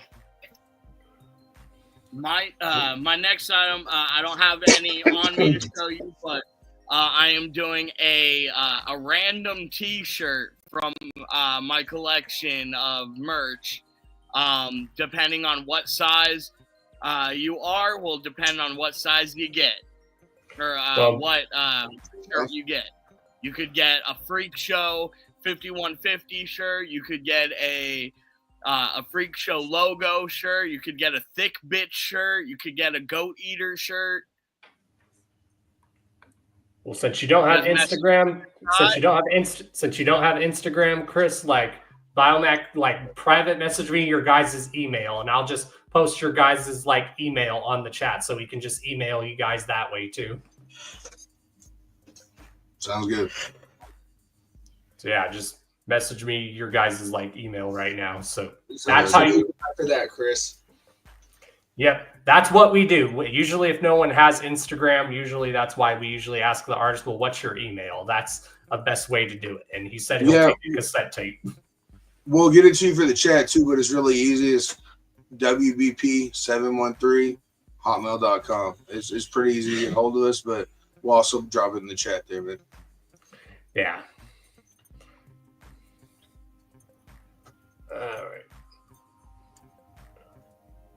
I'll wait for y'all to send the email so that what your guys' email is so you can just message Mama Mac's over there sending it to you right now, brother. Just take a second. My bad. Oh, no, you're good.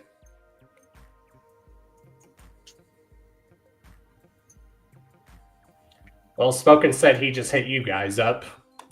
Awesome, man. As soon as I'm done here, I'll get back to you. Exactly. All right.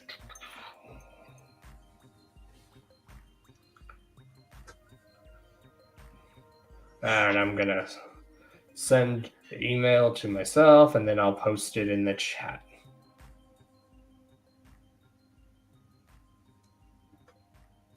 All right, Chris, I'm about to post the email in the chat so it's easy for you.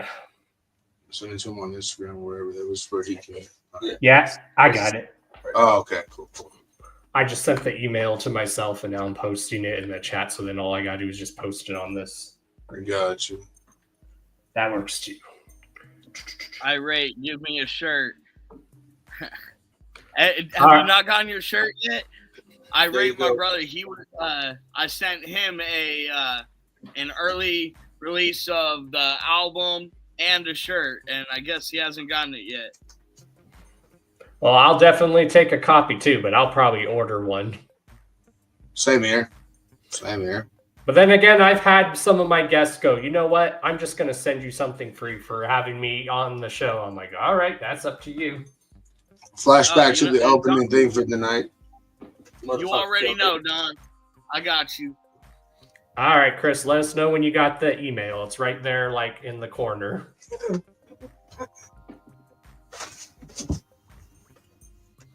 And we'll get on with this next giveaway. All right, you got it? Okay. Hit us up, Chris. Get that to you. All right, now, Chris, do you want in this giveaway for a freak show, or do you want to give someone else a chance? We'll wait to hear that from you, too. And again, y'all, we do these giveaways. We like to do it on the show. And what we do is we're calling them karma giveaways because that's what we do here in this community. We spread good karma.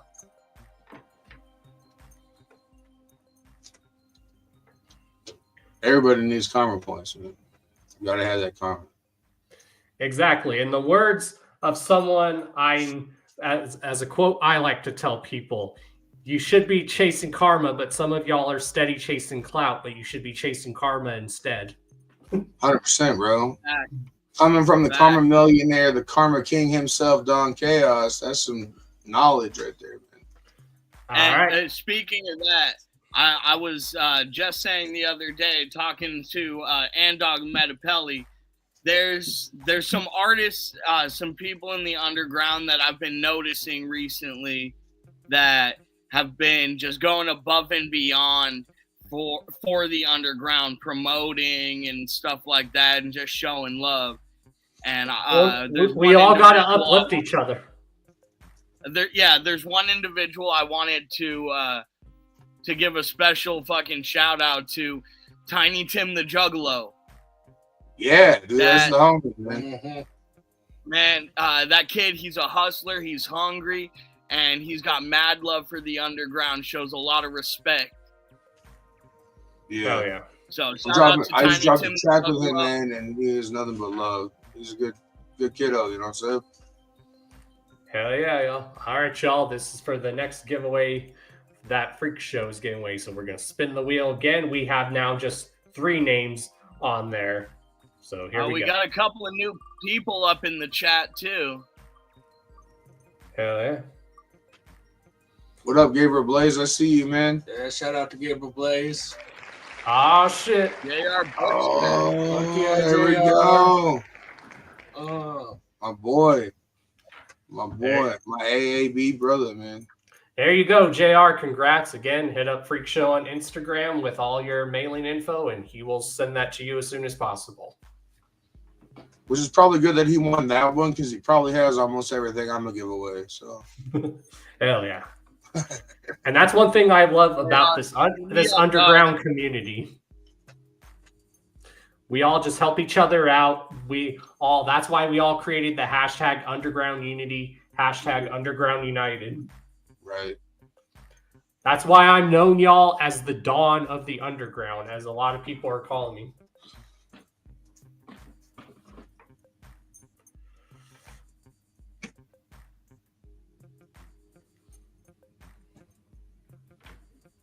Hell yeah. So I think those are all the giveaways. Am I correct? No, we got one more, man. We got one more. Yeah, we got one more. All right. What's the other one? So this is kind of like our biggest one. You know what I'm saying? You get a copy of the mask. Right? Like I said, they're all a little different. Same concept, right? You get the Wiki Body t-shirt. Yeah. And then you get also Macc Party and Pray, our newest. Coming out of the way, not showing. Right here, the background.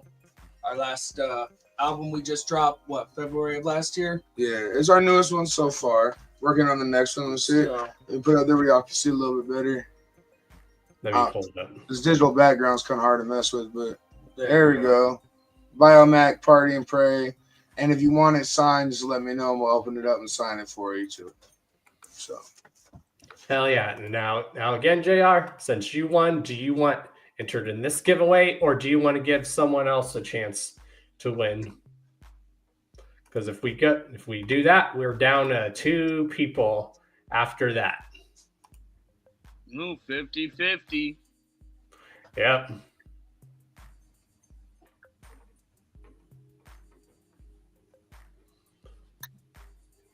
All right. Yeah, that's why we're waiting. All right, he wants taken out. All right. So yeah, we're down to 2 people, y'all. We're down to 2 people. Taylor and Aka Jam, however you pronounce that. Sorry if I'm butchering your name. Akira? Odds. Akira, there we go. Akira. Okay, thank you. All right, y'all, we're about to spin the wheel for a free Macc CD.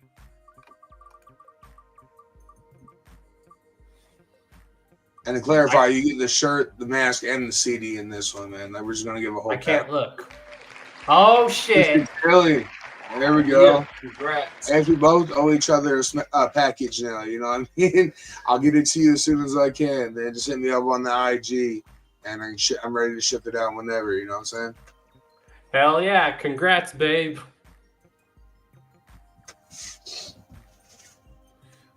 So, yeah, those are the giveaways, y'all. Yeah. Congrats to everyone who won. Yeah, buddy.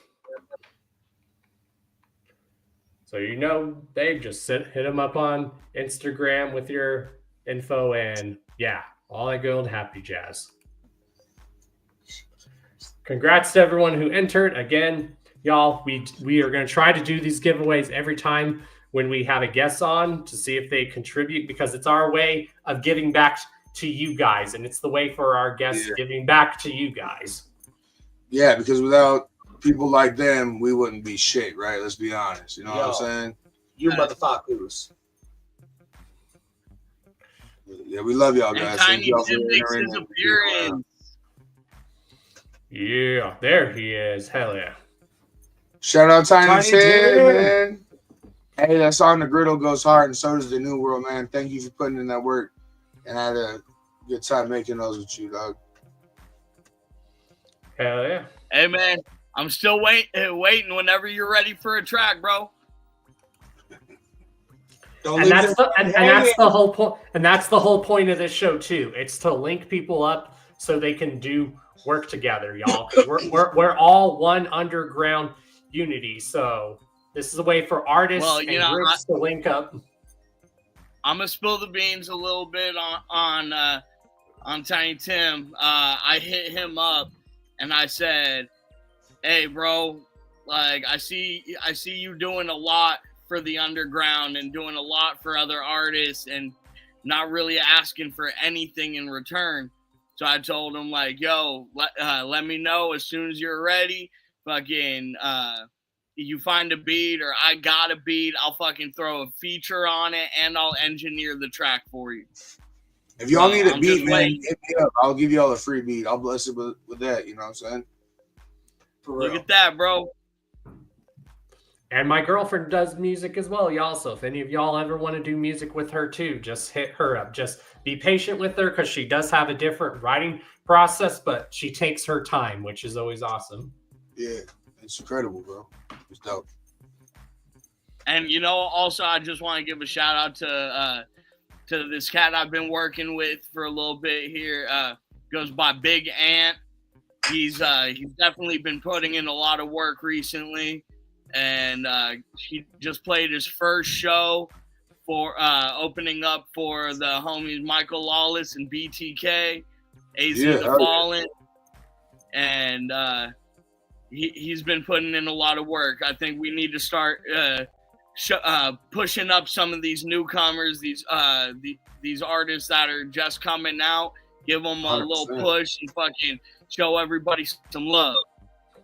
Well, Tiny Tim, if you want to come on the show, this is the perfect show to do it because this show, we have up-and-coming people that people don't know, people that people somewhat know, and then we have people that people do know on this show.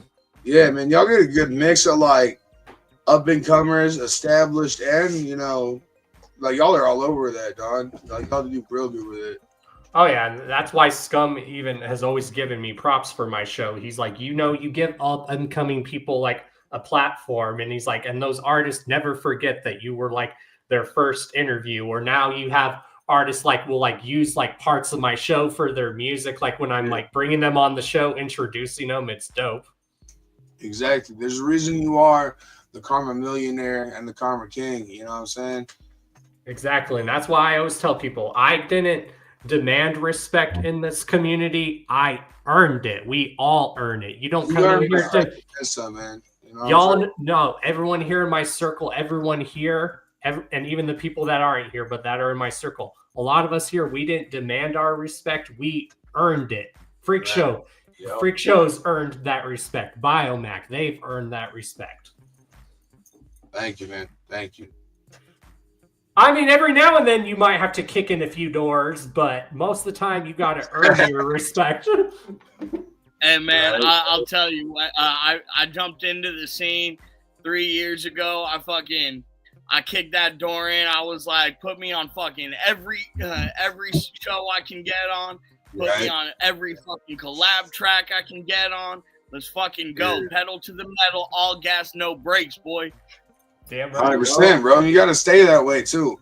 You really do. You know what I mean? You got to stay that fucking way. Shit. And even Scum said it. Even Scum said it best. It's not just the artists that promote themselves that make it possible, but it's like the podcasters, us who interview you guys, that make it possible too. We play our role too. Yeah, I probably do a better job than most of us do at promoting us because a lot of us get lazy or aren't sure how to approach that. You know what I mean? So doing something like this brings you to a whole new audience and fuels the rest of it. You know I seen this this quote the other day, and it was hustle will beat talent any day. Exactly. Yeah. Like you can be the most talented artist you want, but if you don't hustle, you ain't getting nowhere.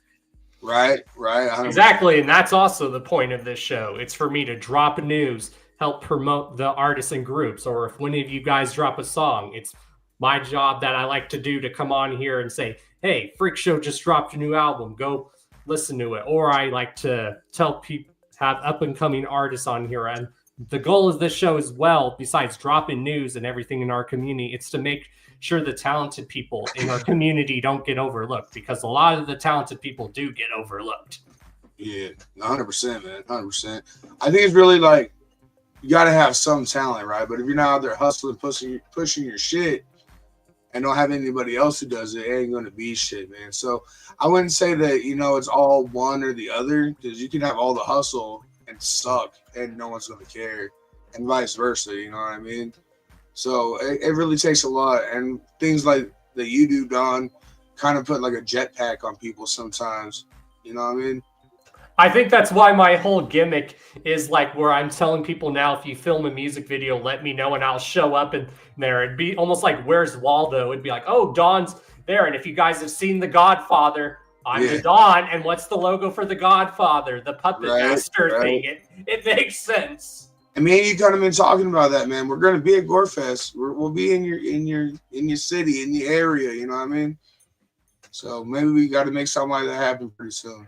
In other words, y'all, I'm like Vince McMahon when you found out who's the higher power controlling the Ministry of Darkness, and Vince was like, it's me. He's like Vince McMahon without the lawsuit, you know what I'm saying? I want to hear some more from Macc. What you guys got going on? Anything coming up? Exactly. Here's your guys' chance to promote shows, what you guys got coming up. As far as shows, we had one booked. Like I said, we had to back out of it. It's for good reason. We got a new podcast on our channel. It's called Extreme Music Wrestling Podcast, and it's very in the beginning stages. You know what I'm saying? We've been doing that, man. Some stuff we're working on with homies Gabriel Blaze and Manny G that are actually in the chat right now. Shout out to y'all. Yeah. We got, what was it, like 2 or 3, 5, some crazy ass number of EPs we're working on, different styles of music, cover album, taking some like pop songs, bringing them more to our style of music. Constantly updating what we got on the shop since we just got that up, trying to kind of keep fresher options on there. 100%. He's doing a lot right now because I had some family stuff go on, been dealing with a little bit of depression. So I'm, as earlier mentioned, like towards the beginning of the show, I'm working on my mental health right now, trying to get that in track. Trying to work on a kind of new writing style, kind of let some of those barriers I have as a artist and writer kind of go so I can get some fresher shit out to y'all. Got the album that should be out this year. Our album? Yeah, or the LP. Yeah, the LP that should be out this year. Other than that, just trying to work some local stuff, get some stuff popping here in Roswell, surrounding areas, out in Hobbs. Shout out to homie Trouble Oak out there. He's always busting, throwing shit on. You ever want to get out this way, Freakshow, definitely hit him up. Good artist. Yeah, definitely a good place to get out here. Just had some videos drop. Had one with Matt Apelli. Gory Dreams. It's on YouTube right now, and go check that shit out. Goes hard. Mad love to fucking LSP and everyone over there. Got a track we kind of sitting on right now with Lawless. Yeah, we need to get MC Welch's on there. Got to get Welch's on that whenever he's available and we have the cash to pay him. But yeah, we've been doing a lot, man. And I've been on the solo grind, like you was saying. I got, honestly, without saying too much, I probably got 3 or 4 EPs that'll be dropping in the coming months that are either me or me collabing for an entire EP with other people. We're trying to get some more music videos made soon, and just keep busy, man. Like, I don't want to sound too long-winded because I'm working on a lot, but just be ready. Keep the ears and the eyes open, and there's always gonna be something new from us. You know. Well, and you guys stay busy these days, and like 100%. I've always said, it's like therapy for us. Like me doing this show and providing content for y'all. Yeah. That's like therapy for me. When I go to shows, it's therapy. When I start hosting events, which is something I'm really pushing myself to do, that's going to be therapy for me. 100%, man. It's so therapeutic, and one of my favorite things that helps me so much because I really have bad social anxiety, man. And the show is not so bad, but I love collabing with people, dude. And speaking of that, because I mentioned it a while back, but I want to plug it again. Me and my boy JR, he's in the comments, along with the homeboy Fruit Loops. Collectively, we're the Angry Acid Boofers. There's a backstory. Maybe we'll make a track about the backstory to that name. But we have a new project coming out soon. We're trying to get ready for this competition. We're going to enter and stuff, and that should be out in the foreseeable future, like pretty quick. You know what I mean? We're working hard at it, and both of them are insanely talented human beings. You know what I'm saying? Yeah, so for those who want an idea of like how Macc and Freakshow are, like I did record a little clips from Gorefest from some of your guys' sets a little bit, so I'm gonna play a little bit of those clips just so people get an idea. So just so people get an idea of how both of you guys sound. They're just like really short clips. Which I never thought I'd be good at like recording like stuff, but apparently I am. So here's like a little bit of Macc's like set from Gorefest this year, y'all. So we're gonna play that, and then we're gonna play some of Freakshow's set. So here's Macc's set from last year at Gorefest, y'all. Again, y'all, I didn't think I'd be a good cameraman, but apparently I am. So here we go. You did pretty dope, man. You did pretty dope. Here we go. And you posted for us, too.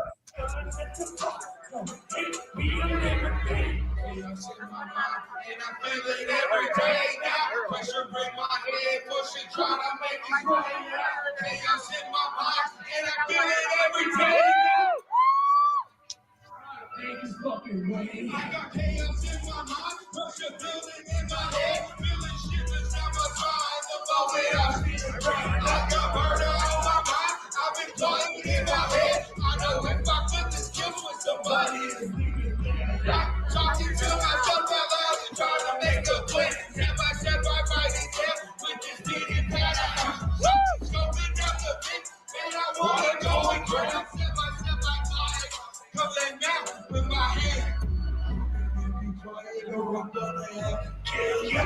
And quit moving or I'm gonna have to kill ya. Running and be quiet or I'm gonna have to kill ya. Bitch boy should've listened, but now I'm gonna have to kill ya. I've been sweating the haters every day he gets to kill. Hell yeah. Yeah. Fuck yeah. Love that song. Oh, man. Thank you for the footage, too, bro. Hell For yeah. real. And then we do have I some. went ahead and peeled my top face off so I look more like the video for you. Hell yeah. And here's some of Freakshow's footage. Let me pull some of it up. From which set, man? Like I said, he was busy. He was hella busy. He was. This is just a short 39-second clip, but it's a very dope one. This is Freakshow and Chuckles, collectively known together as the Brothers of Chaos.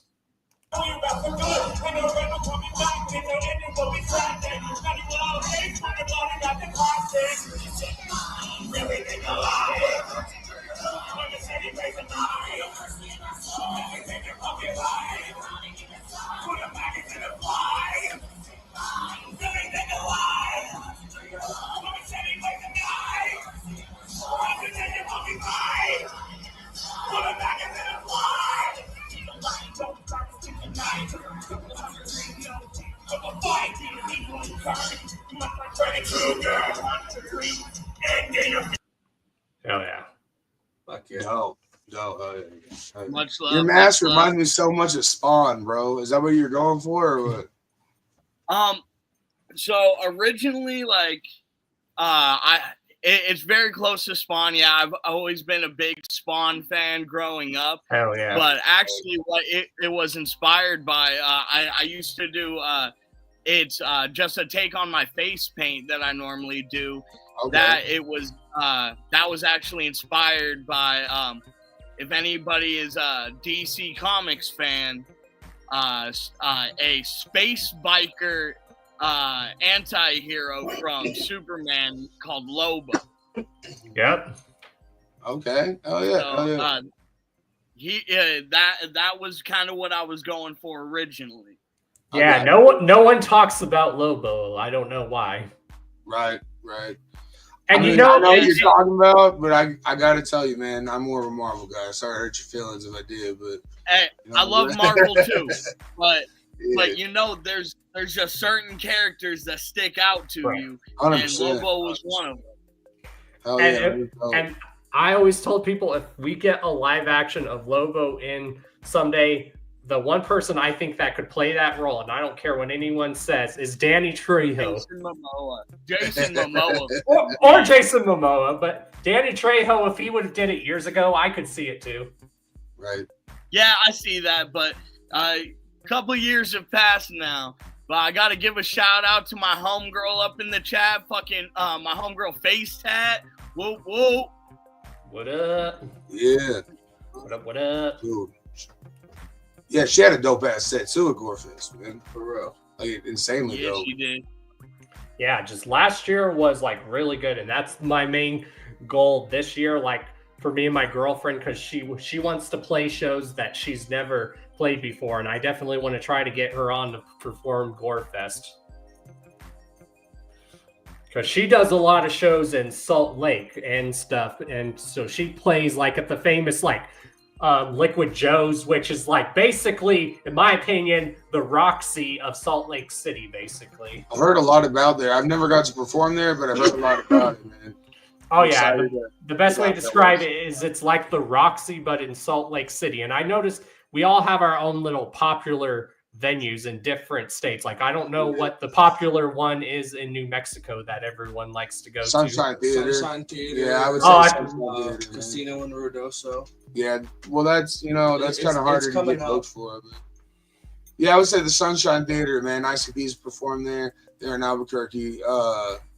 They're very well known around here. You know what I'm saying? Like, I don't think a lot of people realize a lot of us juggalos here on the western part of the United States, we're all connected in other states, but for some reason, us Colorado juggalos in California, Wyoming, Utah, and New Mexico, and Arizona, and all those states, we are all like tight knit like this for some odd reason. Right. Man, I've been to a lot of different states doing music and just for other reasons. Met a lot of ninjas and ninjettes.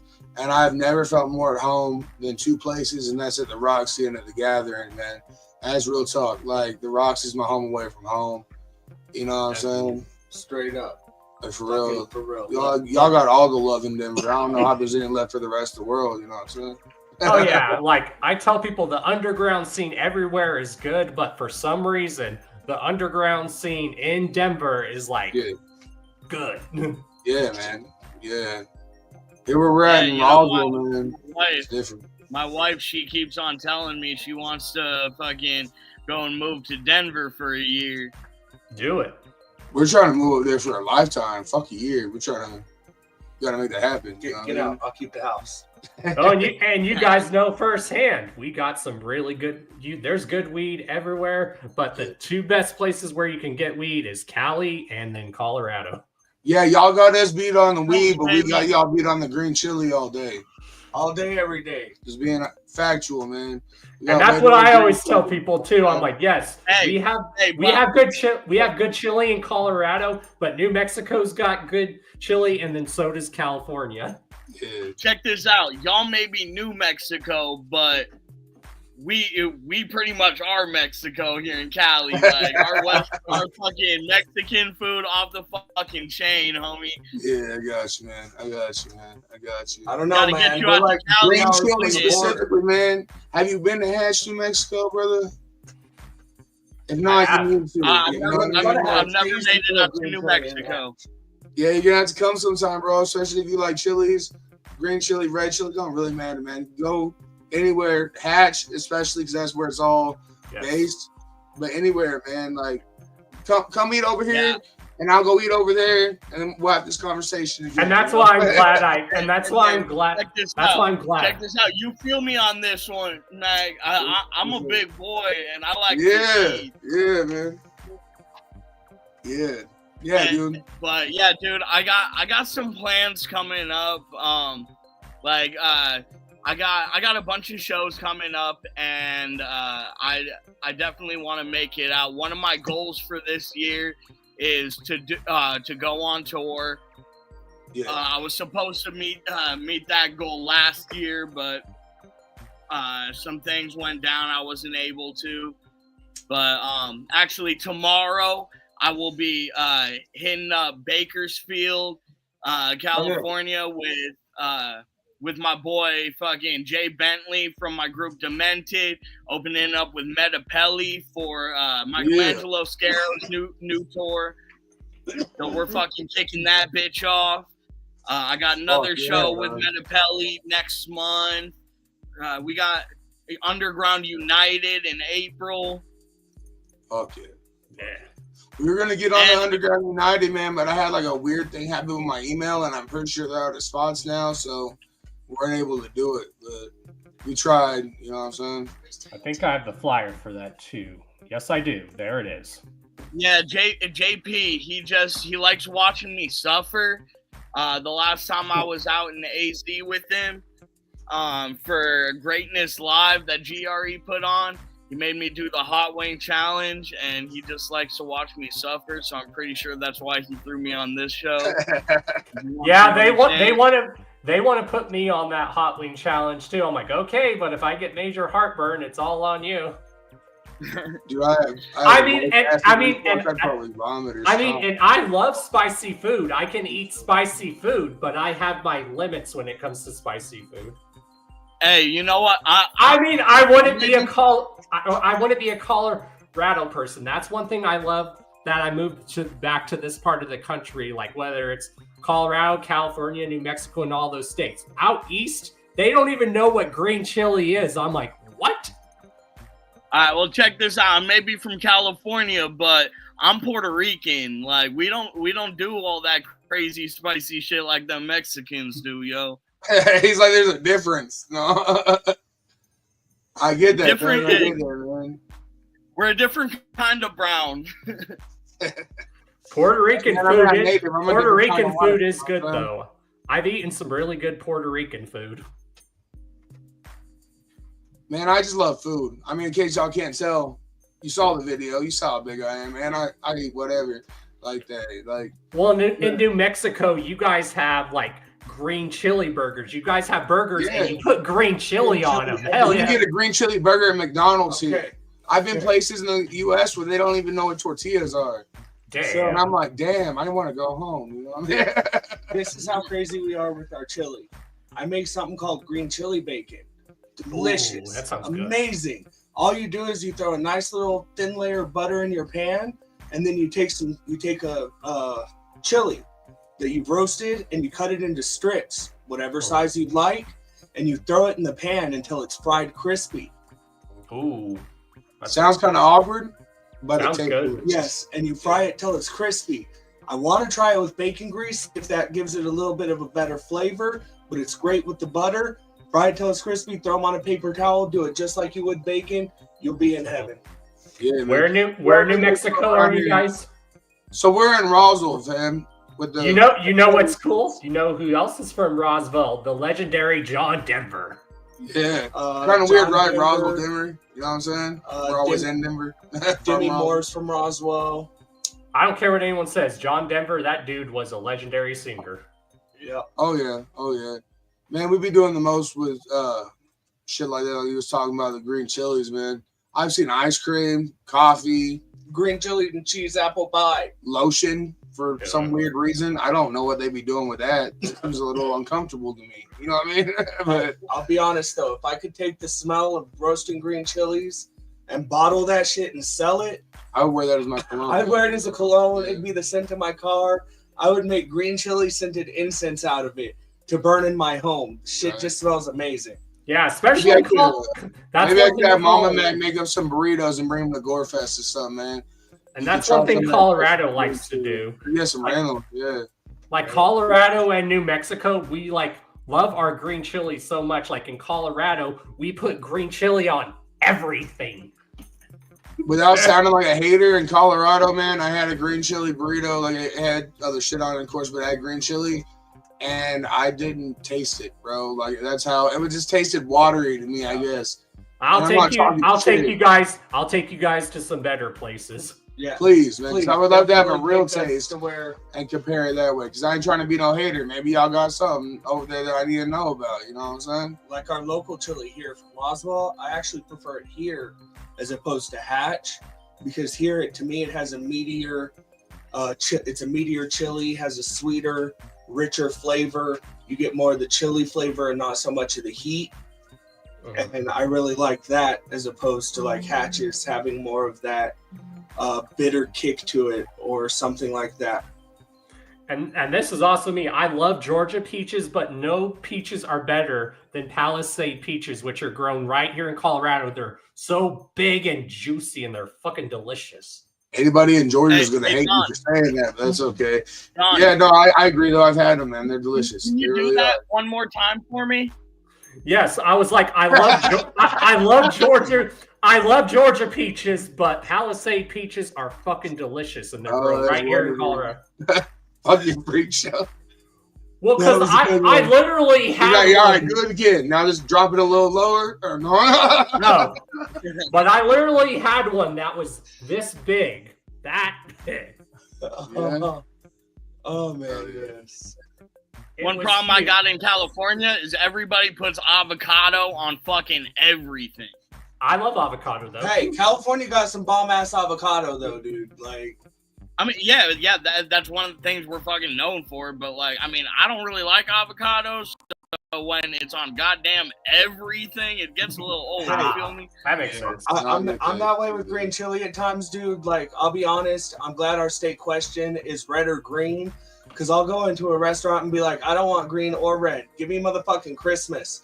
Surprise my ass with some red and green. I want a party today. Yeah. Because it's Christmas every year in New Mexico with some red or green chili. Oh, yeah. Fucking JR. Avocados are like snot. He says, fight me. Hey. They can be. I mean. They can be. If you ain't got one that's nice and ripe, they're horrible. Exactly. Am I the only dude here that likes avocados? I love avocado. They just got to be ripe. Oh, I love avocados too. Just green like banana's not as good as a ripe banana. Nah, I got you, man. He I likes do also the right kind of avocado. Yes, Let's all do it at the same time. No, here, the big avocados. There we go, man. Or some people like to say the huge. Oh yeah, man. But yeah, of course, y'all are always welcome on the show here anytime. Like, obviously, not next month, April is going to be, y'all. Can you guys believe this is the 8-year anniversary of my show? Dude, that is wonderful. Congratulations, bro. Congrats. That is astounding. And yes, y'all, I'm going to do it, but I'm not going to do it on Thursday like I normally do. I'm going to do it on a Saturday. And yes, I'm going to go live for 8 fucking hours. Oh, yeah. Last year I did 7 hours. No one didn't think I could do it, but I did. Yes, I don't know your live stream that long. Everyone's like, how did you do that? I'm like, well, I took bathroom breaks like I was supposed to, and I drank an energy drink. That was my. I stacked my coffees up. You know what I'm saying? He had a bucket. Yep. He's like, y'all thought I was on an office chair this whole time. I've been sitting on that Home Depot special. That's what you got in the background. Yeah, so if you guys want to come on there, even just for a little bit, yeah, man, of course, would love to. Definitely. Of course.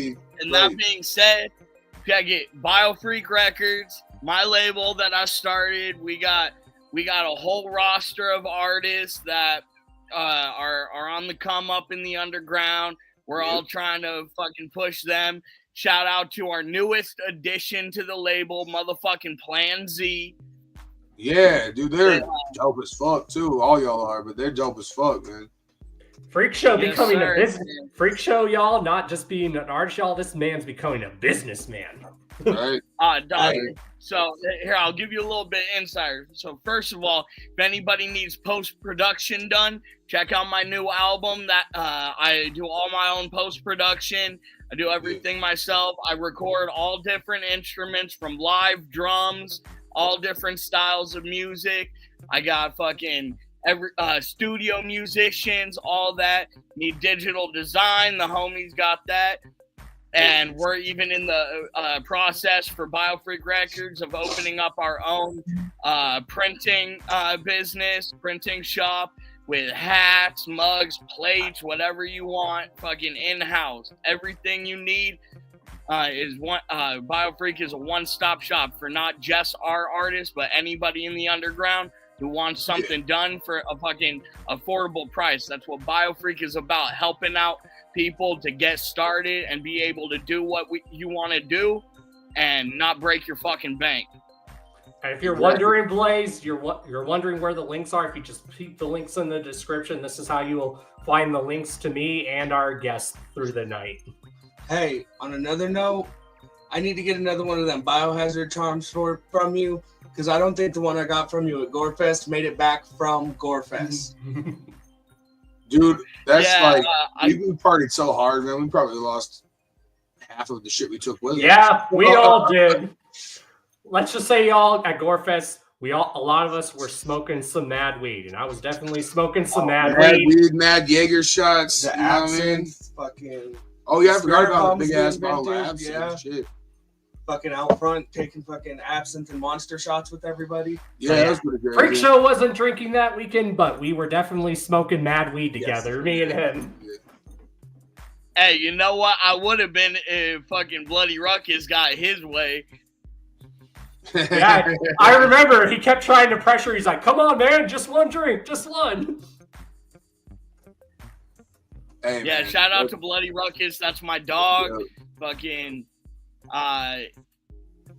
everybody on LSP, everybody on GRE, shout out to all, like, the whole crew. I just dropped some shit with Mr. Doja, man. He ain't heard it yet. The song's called The Rut. It's on one of the EPs I was talking about earlier, man. You can find it on all my streaming shit. But yeah, mad love to the L, mad love to GRE. Dude, we've never got anything but love from them. And shout out Chloe Kills. It's not out yet, but I did a song with her very recently that I think could be one of my best works ever, man. So I hope she sees that and feels honored by that. But yeah, shout out Chloe Kills in particular for that. Can I tell you guys a funny story that happened with me and Chloe? What's up? I don't, obviously, I don't drink alcohol anymore, or at the moment. Going on a little over a year now, coming up on a year and a half. But I'll be back, y'all. The Roxy doesn't sell non-alcoholic beer at the bar. I'll be back, y'all. Day one of Gorefest, I was talking to Chloe and I was like, "Yo, you guys don't sell non-alcoholic," and I was like, "Can I bring my own?" And she said, "Yeah." So I told her I was going to be bringing O'Doul's. Yeah. So I walk in the second day of Gorefest, and all the store had was non-alcoholic Budweisers. So I brought that. And this is before doors open and all that. And so I came in with a case of 0 Budweisers. And one of the bartenders runs upstairs and is like, "Hey, some guy just walked in with a case of beer. A case of Budweiser." And Chloe opens up the top window and she's like, "Which motherfucker came up in this place bringing their own beer?" And I was like, like, damn, bro, I thought you said it was okay. No. Chloe's a very, very amazing person, very friendly, very nice, but she's scary when she need to be, dog. Oh, yeah. And so everybody in the building heard her screaming. And then I just came up and I was like, "It's me. You said I could." They didn't have O'Doul's. She's like, oh, no problem. Brings me behind the bar and she's like, "This is Freakshow. We're going to be keeping his drinks cold for him." And I was like, you know what? That's fucking love. Oh, 100%, man. 100%. Oh yeah, and Smalls is the same way. She's nice, but if you get on her bad side, she's also very scary. So being as big as I am, man, small people already intimidate me, and that's I don't know if that's a normal thing or not. Anyway, I have nothing but love and respect for them because I don't want to get on their bad sides. You know what I'm saying? Oh They're yeah, both amazing people, bro. Hey, I always tell people one you person can't. that scares me, Lilith the Sinful. He is compressed rage, and for real, bro. And then you guys can hear it when you see her live. All that rage comes out. You see her in the mosh pit. All that rage comes out. Yeah, man. Yeah, for real. Like she holds her own in the pit, and I was like, holy shit. Which, like you're saying, being so compressed, being so small, it's kind of surprising to see her do that. But you're not wrong, Don. Shout out my boy Lions up in the chat. Hell yeah, we actually had him on we had him on actually a few weeks ago. He's awesome. Yes, sir. We just dropped a fucking dope collab on his new album. Y'all need to go check that shit out. His new album is fucking dumbfire. Hell yeah, dog. Hell yeah. Hell yeah. That's another funny story that I always have. Like one of them is this is like a funny gathering story. Now that I was smoking with Dev, Frankie Goldie, and then Darby. Darby's reaction when he saw me smoked was fucking priceless. He was like, Don? He was like, Don smokes weed? So now every time if you see us saying Don smokes weed, blind Darby, it's an actual quote from Darby O'Trill. He was like, oh, I guess you do smoke. And then all of us were just like passing the joint to each other. Hey, speaking of Darby, man, the boy I keep shouting out in the chat, JR, this JR Butcher, man, his first solo single dropped as Darby and is produced by Devereaux. So if you haven't heard that yet, go check that out, bro. It's called I Just Need a Win, I believe. Which we are going to get JR on the show. I mean, I've had him on my Hangout streams, but now since he's doing music, y'all can guarantee JR is going to be on here for an actual interview. Oh, yeah, man. Oh, yeah. Makes me happy. The other homie of mine, Gabriel Blaze, was asking how to get a hold of you for an interview, but I'll tell him to hit you up. You know what I'm saying? Shit, need to get kills. Fucking link up with him too. Yeah. That being said, I was talking about it earlier. We have our own new podcast. Anybody in the chat or you Freakshow or even you, Don, it'd be an honor to have you on there. Oh, I'd be down. You guys know how much I love wrestling. I'm down. Hey, so it's music and wrestling, you know? Well, I'll do it. What was that, Freakshow? Anything I can get on, any fucking podcasts, interviews, I'm down with it. Yes, sir. Yes, sir. I'll get a hold of y'all for that, too. You know what I'm saying? And that's why everyone I know loves this podcast, because I'm not your typical interviewer. I don't ask like the usual questions. Like when I first have someone on, I always ask, my guest the same question, but I always know I'm guaranteed to get a different answer. And I know it's because a lot of my guests feel comfortable. They're like, your show is just like talking to a homie. I'm like, that's basically what it is. Yeah, that's kind of what we're shooting for too. I have 3 base questions I ask everybody at the beginning, you know what I mean? And then I just kind of chill and go on from there, man, and just have a good time and kind of vibe with it. I think we got 3 episodes out right now, and I'm still kind of learning how to do it. So if you had any advice, Don, get at me. What I could do to make it better if you want to check them out or whatever. But yeah, I'm looking for people to get on there, and I'd love to have both of y'all at some point, you know what I'm saying? Definitely. And one thing I'll ask all you guys before you go, you guys all said what you have planned, but besides the stuff you guys have planned, what are y'all's goals for this year going into 2025? The gathering, for sure. Gathering for sure, man. That and to make a full-length LP with my wife, Mama Macc, and another one with my sister, Tara Eyes. Shout out Maya in the comments, man. We love y'all. Anyway, yeah, that's pretty much like my base goals, gathering and a couple more audio projects that I'm working on, maybe a couple videos, but those are the top, you know what I'm saying? Same here. It's me doing the regular, obviously, to be back at the gathering, start hosting events, have my girlfriend play her very first Gore Fest, and then to start hosting events. And then the main goal is to start putting my annual event together, which you guys know because I've told you guys about it. It's called Karma Fest, and every year it's going to be always for a good charity where y'all come and perform for free for a good cause. We will be there, man. Let us know. I'll show up just to party. Of course, let me know. I'd have to say gathering, getting back out there to Gorefest, trying to get on Black Xmas. Yeah, exactly. Getting some collabs we wouldn't expect done, maybe. Yeah, we already started on that a little bit, huh? Yeah. Yeah. I know we were wanting to try and get on something with Macc Lethal because we did a show with him down in Hobbs where we opened for him. Yeah. And we talked to him about a price. So once we can get that up, we want to try and get something with him. There's a couple nice goal for the year. More major names we've been talking to, not only like horrorcore based even, but underground legends and shit.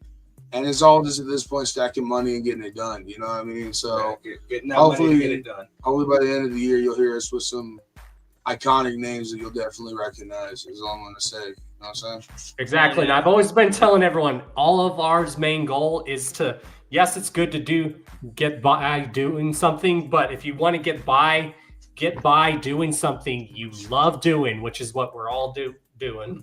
Yeah, exactly. 100%. Man, if you do something that you love as your job, you'll never work a day in your life. And I think that's what we're all shooting for, right? You know what I'm saying?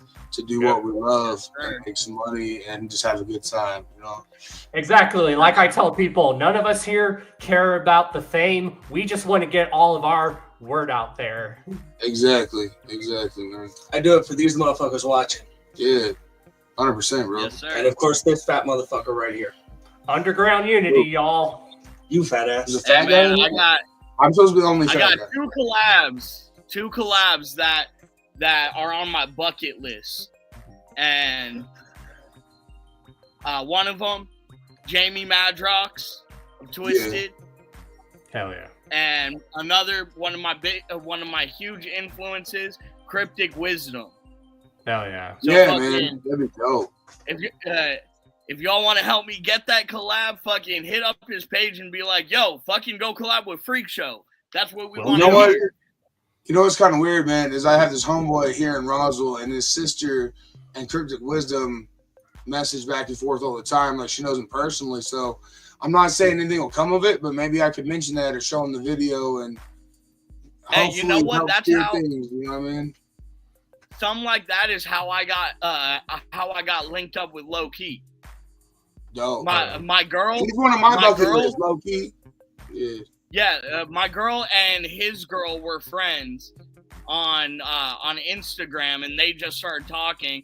And my girl was like, "Hey, so my man wants to fucking work with Loke," and so we got a track from with my group Demented on one of our albums called Murder in the Air.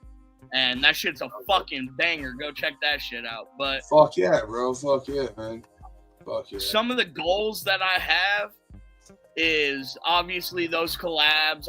And I don't know if any of my there's some goals I want to reach this year, some that it will come in the coming years. But touring, I want to get on tour this year for sure. I want to get to a couple of states I've never been to. And I want to play the Gathering. I don't know if I'm gonna make it this year. I haven't even been trying to promote for it or ask people to fucking hit up the email. And there's another way to book the Gathering too. Like, even if you're not able to book one of those stage, there's always like a parking lot party concert. So you could even play the parking lot party concert, because I've been talking to homies with that, and I might even host that if I'm able to make the Gathering. That'd be dope. That's hell yeah. Hell yeah. That's something we'd like to do, is parking lot party. I would love to introduce y'all, even if it's in the parking lot party doing a concert. I would love to introduce y'all to the stage. Would be honored to be introduced by you. 100%, no matter where it's at. And we're not afraid to rock anywhere, man. We'll rock the Roxy. We'll rock my backyard. We do that at least once a week anyway. That's my girlfriend too. My girl. We'll come to your grandma's house, set out in her front yard until the cops show up, rocking the show if you want us to. That's how my girlfriend is. My girlfriend's like, I'll play the parking lot party if I have to. If I have to play at someone's campground at the Gathering, I'll do it. You clear it with a manager. I'll show up at any random Walmart you want and do it right there in the middle of the grocery section. You know what I'm saying? And they'll come out with the new new track, y'all. They'll be like, "Get your shit and get out. Welcome to Walmart." Right. Hey, bro, I'm hungry this year. The Chupacabra is fucking ready to go. Let's throw something. Come hit our fucking backyard. We'll throw something back there. Dude, we need to get him the wheels, man, for sure. Definitely the Hobbs as well. Yeah, man. Whatever you want to do, dog. And then, like I said, you keep saying hit you up for something. If you ever need anything too, man, because we are going to be talking Mr. Freak Show, feel free to hit us up too. You know what I'm saying? Because, you know, it needs to happen already. You know what I'm saying? One way or the other. Yeah, and I've been telling everyone that too. If you want me to do something for y'all's albums, even if it's just me doing a voiceover, just say, "Hey, Don, I want you to do the intro or this part of a song. Just say this, and then I'll send you guys my voice recording through the phone." Oh, yeah, we could definitely do something like that. That'd be dope. Because I had a homie, he says, because he's like, "Don, you have that voice." So apparently he wants me to do like the intro of his album and stuff. Oh, yeah, man. I may not sing, but he's like, "Don, you have that good speaking voice." Or sometimes one of my friends, they're working on a mixtape and they're like, "Don, we want you to do the voice of a mixtape or host a mixtape." So I'm like, "What?" So you want me to go, "Yo, this is Don Chaos and you're listening to so-and-so mixtape." They're like, "Exactly." Yeah, pretty much. You understood the assignment, my friend. There you go. Well, and I grew up hearing a lot of mixtapes. I'm of that age, because we're all the same age here, that mixtape game back in the day. Yeah. How old is everybody here? I'm 30. I'm 33. I'm actually 34. I'll be 35. I'm at 31. So see, we're all the same area. We're on the same age. Well, it's a trip because most of my boys are like they're all in their 40s and shit. So I'm the young one. That's how a lot of people with me. They're like, "You don't look your age." Your old ass up. Everyone talks. I work with musically. I work with people as young. I think the youngest I work with is, of course, my daughter. She's 9. Me and her produce beats together, and she's working on her own solo track finally. And then I have people that I've worked with personally that I hang out with in their 50s, bro. So the scene doesn't discriminate based on age. You know what I'm saying? Hell no. I mean, look at fucking Insane Poetry. That motherfucker's still killing the game. Yeah, for real, man. And very well, too. Extremely well. Oh, yeah. My 10-year-old son can beatbox better than most people I've fucking heard. And he'll just sit there, fucking hum a melody while doing the background beatboxing. And I'm like, bro, I'm going to record him beatboxing and then spit over it. We've done a couple of live videos where I'm spitting over him beatboxing, and people love that shit. So, one of these days. This motherfucker likes to freestyle. I'm trying to talk him into going around all subs we have around the area, because it's a big gas station we have here, and doing something called Bars for Burritos. And he drops just like a 16 for somebody, and if they like it, they buy him a burrito. I take all the burritos and give them to homeless people. And then we take them to like the homeless camp in the area at the end of the day, even if we only got like 3 or 4 burritos, and go be like, "Here you go, here's some burritos." And I think it's a cool idea too, because at Alsos, man, they have these world famous burritos. They're like $2 and something. And a lot of people here are big hearted. So if I could rap my ass off and make like 10 burritos up out of nothing and give them to some homeless people to help them and make sure they eat, I think it would be a good show and a good little bit of charity to be doing. You know what I mean? We do something like that here in Denver. It's like called Freestyle Night, and basically people are just like having fun doing freestyle battles. Oh yeah. So since you can freestyle, I'm gonna put a random beat on. Something like that. We do something like that here at BioFreak. We'll rap at each other and call each other fucked up names. There you go. Yeah, there you go. Just as awesome. Well, whoever doesn't cry wins. Well, since y'all would like to freestyle, I'm going to put a random beat on, and I'm just going to have you guys just go off the top. So, Biomac, you're going to go first and stuff. And You guys can go. I'm not a freestyler. Neither is he. Neither am No, I. you put me in the hot seat. I'll Put him do it. in the hot seat. Let him do it. I don't I'll do it. freestyle. All right. I love to put the paper. All right, let me find Most of my verses, especially my solo shit, is all freestyle anyway. But I'll see what I got. I'll see what I got tonight. Oh yeah, like it's this is just all in good fun, and you guys can hear the beat, right? No. All right, let me turn it up. It's probably down a little bit. How about that? No.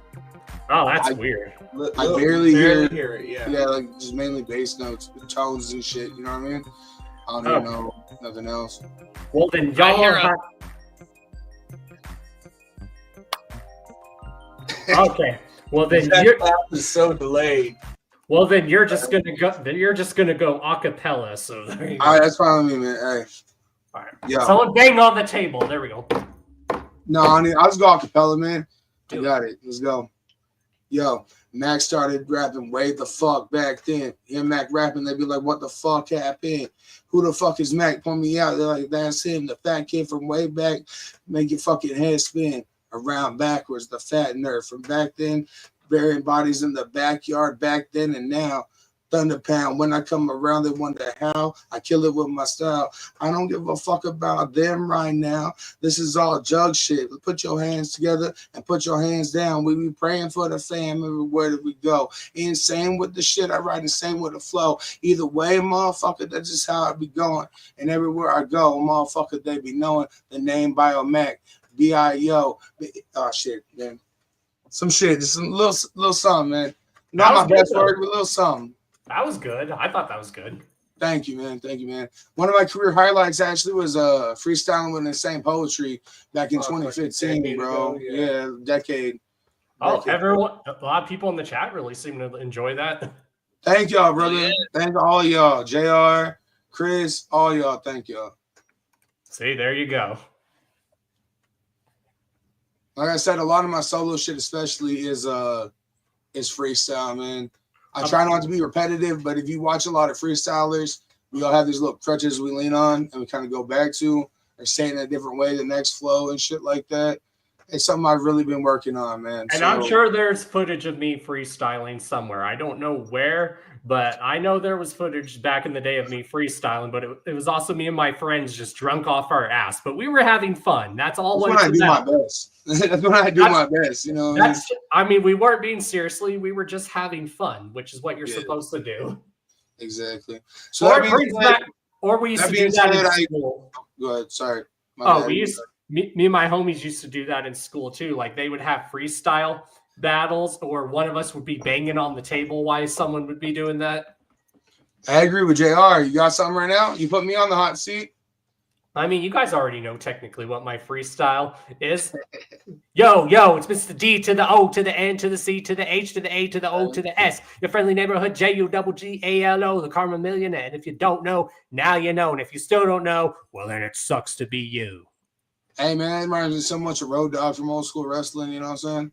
I know. Everyone's like, damn, you're starting to learn to do that fast. I was like, yeah. It's like natural. But that being said, man, can I spit one more thing for y'all? This is a written. But I do it at every show, a cappella anyway. So now that you got me going, I kind of want to do it. Is that okay? Okay. All right. Wake up every day and it's like that feels strange. All my family relationships feel strained. In my brain, there is pain. My mind got the same. So this flame inside keep driving me insane. Yo, what the fuck do I do now, homie? I feel like taking fury because I'm so lonely. Even on the nights where everyone's around, I feel like it's a circus and now I'm a sad clown. All these black clouds hold Mac down real low. Never do I back down though. I feel hope that one day I'ma still make it about the darkness. Till then, I'ma give it my all regardless. Trying to be a better dad, be a better artist. Want to show my daughters you can make it through the pain. Gotta prove it to myself first. This life is strange. Woo! Thank you, man. Thank you. God damn. It reminds me of those days like when, if you guys saw like Liquid Assassin back in the day, remember, he used to do that during his shows. He would just go a cappella sometimes. It was all randomly too. I probably couldn't do that like halfway through a set. It would throw me off, I think. But I like to end with that little acapella at the end there most of the time. Sometimes I change it up a little bit, you know, whatever. But yeah, that's my little. I got one of my tracks that I've been fucking going over in my head because my homie, he keeps saying he wants to hear me spit it at his show. If whoever is listening to my music knows what I make is the sick shit. Yeah. So my track sick shit goes, I spit shit so sick that these bitches can feel that I am arriving, that heat temp is rising, my music keeps vibing, I'll never stop rhyming, these demons inside me keep impeccable timing, like Minecraft I'm mining, like Flubber I'm sliming, like these manners I'm mining, for woke folks I'm blinding with with anger and kindness, will make sure your highness is kept with respect. I hope you reflect on this thing we call death, because I'm coming for you, your family, your crew, everyone that you love, even your boo, your mom and your dad, all your kids too. So step up to me, I ask what you gonna do. When knives come out, seeing blood spew, I ended your family, where you gonna run to? These haters and fakers are never gonna make it. With talent, I have it. This hatchet, you'll catch it. Disrespect, I'll match it. Freakshow goes batshit. You want it, come have it. You bet I'm gonna ravage everything that you say, so you can't manage these things in your brain, so you go insane. My demons I've tamed, but you need to practice, because you can't be savage. When I speak, I damage. Fucking dope, bro. Fuck yeah. Fuck yeah, dog. Yeah, I know my girl. I know my girl would love that, especially because she plays a lot of Minecraft, so she would love that Minecraft reference. Right? I love the fucking Flubber reference myself. Yeah. Thank you. Now I have a challenge for you guys. When my album comes out tonight, the Goat Eater intro, that has a lot of hidden references. All right. So let me know if you guys listen to it, if you guys are able to catch some of the hidden references in the track. All right, man, definitely. I'll definitely do that for sure. Hell yeah. Well, yeah, that was awesome. Again, y'all are always welcome on the show, like always. And before we let you guys go, can we all get your shout outs? And of course, can your boy get a shout out from each and every one of you? Yeah, I'll start, man. Shout out JR, shout out Maya, shout out Gabriel Blaze and Manny over there. Shout out my boy Jay Kills. Shout out this goofy looking motherfucking sloth boy over here. Shout out this bad motherfucker right here. I couldn't do shit without him most days. Shout out Mama Macc. Shout out Terror Eyes. I can keep going, but yeah, that's the main, you know, that's most of them, man. Shout out motherfucking Dawn for having us on. Fucking Freakshow for being here. One more. Shout out Trouble Oak, and shout out the Karma Millionaire, the Karma King, the Dawn of Chaos, reigning supreme, the one and only motherfucker I keep on my team, Dawn Chaos. There we go. Woo! All right, Freakshow, your turn. All right, shout out my Bio Freak Records crew, my Bio gang, always holding my shit down, always holding it down for the underground. Everybody fucking Demented, Blinky J Bentley, fucking the whole crew. My fucking girl, Hot Mess Jess, Queen Freak Show. Shout out to the whole LSP label, the whole GRE roster. Those are my dogs, my boys. And keep holding it down. Shout out to fucking Blind Death Clothing. Right there. Fucking my homies in Mass Gang. My boy Chuckles, Brothers of Chaos. So, and shout out the one and only motherfucking Dawn Chaos for fucking killing it and holding it down for the underground. Let's go. Almost let one slip through the cracks, but I know he's watching, so shout out my boy fucking Wozy So Cold. He got some shit coming out, and it's Macc and Woe all day, man. New EP dropping soon. So, yeah, fuck yeah. Thank y'all, man. Hell yeah. Well, we're going to have a music break. You guys can feel free to mingle in the chat while I do the rest of the show. That's up to you guys. Of course. Thank you for having me on, brother. Appreciate you. Always. Whoop, whoop. Whoop, whoop. Later, y'all. Later, Dawn. Whoop, whoop. Hell yeah, y'all. We're going to take a music break, y'all. And then I'm going to go into some topics of the night. And then we'll get out of here. So let's take a nice little music break.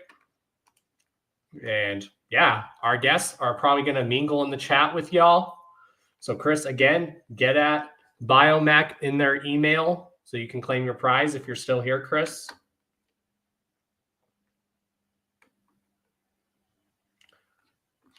If you're still here, Chris, did you get like Macc's email? All right, we're going to play track from my homies, Dead Body Corporation, with my homie, Frankie Goldie. I know some of y'all have heard this song. Some of y'all haven't, but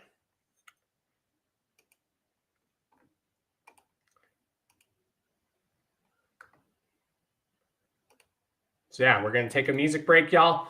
We'll be back, and then I'm going to then touch on some topics, and then I'm going to end the show. And then when I end the show, a lot of y'all that have tuned in, send me a message. Let me know how you did tonight. I think tonight was a really good show.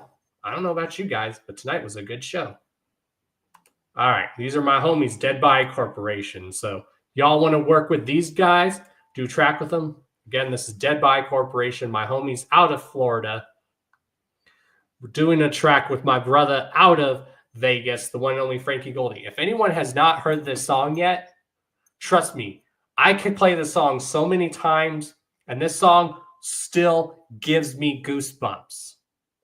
So if you guys have heard this song, share your thoughts in the comments. If you haven't, share your thoughts in the comments. But this is one of those songs, no matter how many times I hear it, I get goosebumps. And there are visuals coming for the music video for the song. Like, I literally want to film a music video with me and my homies, Dead Body Corporation and Frankie Goldie, us in a music video filming this song as we're walking down an alley and this song's playing in slow motion. So this is Dead Body Corporation featuring my other brother, Frankie Goldie. Kick in the Dough. This song is amazing, y'all.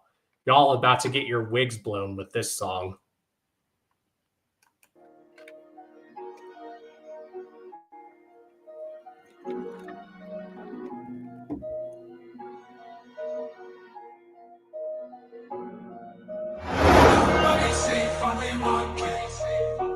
Kick the door and break the locks, and we turn the whole crowd to a mosh pit.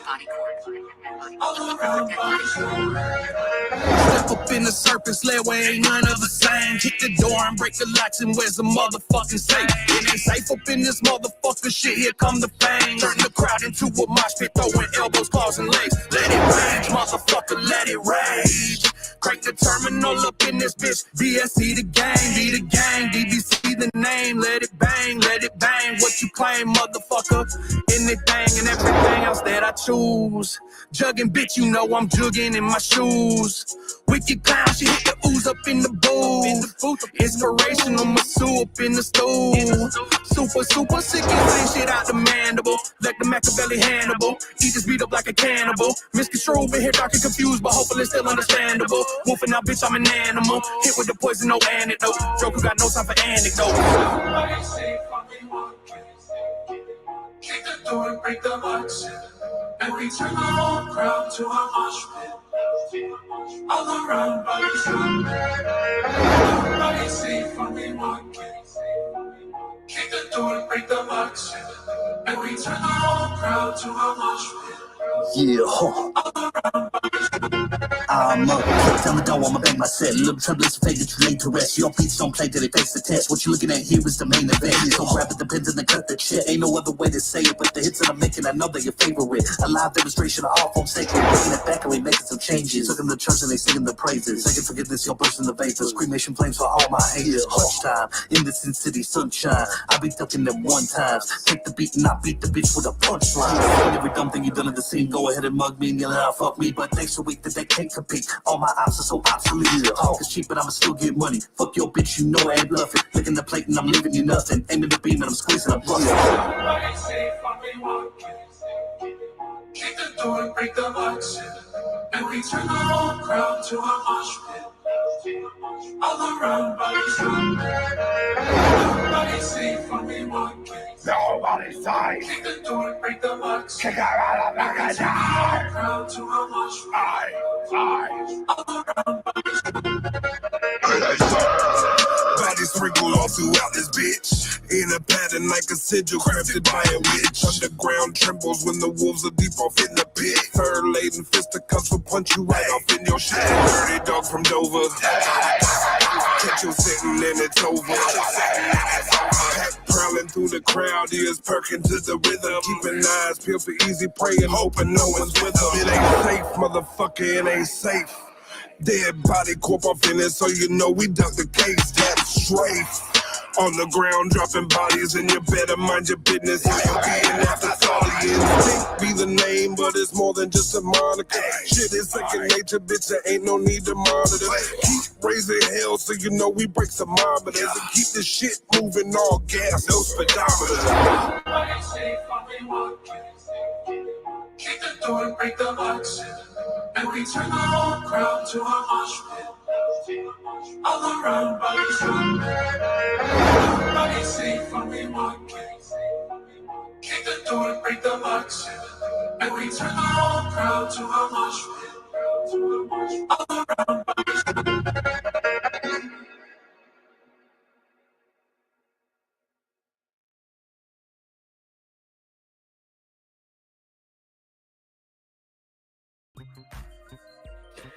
And we are back with the Hours of Chaos podcast, y'all. Thank you, everyone who's tuned in. You know, the whole point of this show, I've had so much fun doing this show, y'all. So I just want to thank you, everyone. To everyone who's been here, whether you've been new to the Hours of Chaos podcast, thank you. If you've been following this podcast since the beginning, thank you. So we're going to go ahead and get into some topics. And then we're going to go ahead and end the show after we get into some topics. But first, since we're on the whole thing about mental health awareness, because I'm a big advocate for mental health awareness, because we all suffer from mental health in our own way, shape, or form. So here is some dope advice from the homie Shaggy 2 Dope on what he did. A little video clip that he did for mental health awareness. Take it away, Shaggy. Dipshit says advice on depression. Yes, I have advice on depression, man. Go to a fucking therapist, man. Therapy, mental health. Depression is part of mental health. Go see a therapist. Get on the right fucking medication, man. You know what I'm saying? Treat your fucking mental health, your depression, anxiety, all that shit, man. It all fucking stems from mental health. Take care of that just like you would if you fucking had a cold or you broke your arm or fucking whatever the fuck, or you pulled a hamstring. You go to the doctors and get that shit fixed, right? Well, go see a fucking therapist. Go see a psychiatrist. Get on the right fucking meds for that shit, man. And keep up. You don't got to go to a therapist once. Keep going back, man. Make it a regular thing, because you learn different fucking tools of how to deal with situations to help your mental health. You know what I'm saying? Different techniques and whatnot. I'm telling you, man, it fucking works. Works wonders for me, man.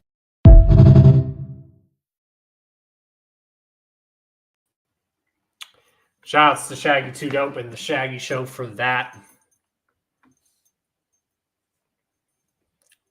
Couldn't have said it any better. Props to Shaggy 2 Dope for that. All right, we got some more topics lined up.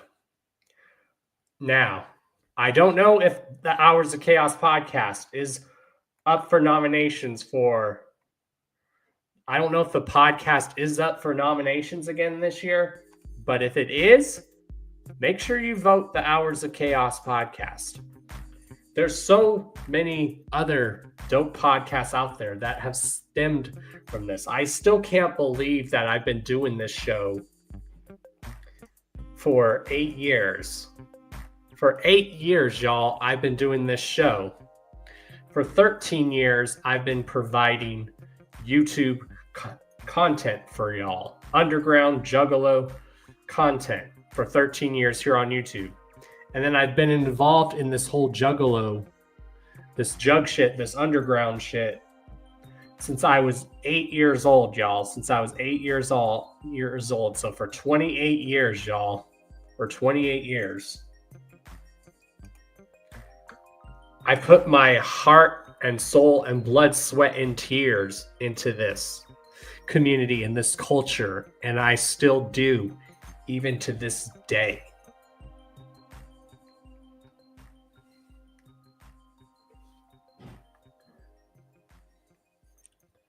So let's get into some topics.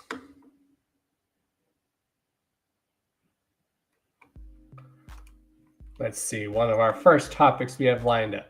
Again, thank you to everyone who has showed up on the Hours of Chaos podcast. To the people that will show up on the Hours of Chaos podcast, thank you ahead of time. You know,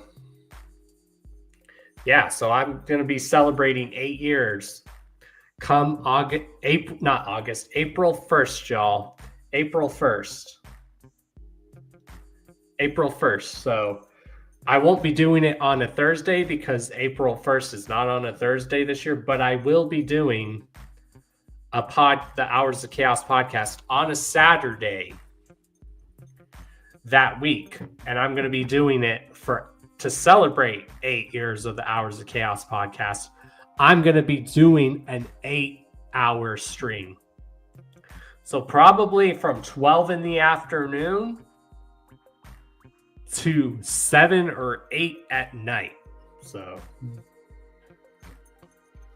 if you want to come in there on the Hours of Chaos podcast for the 8-year celebration, even if you just come on for a little bit and want to congratulate for 8 years of the Hours of Chaos podcast, just DM me and let me know, y'all.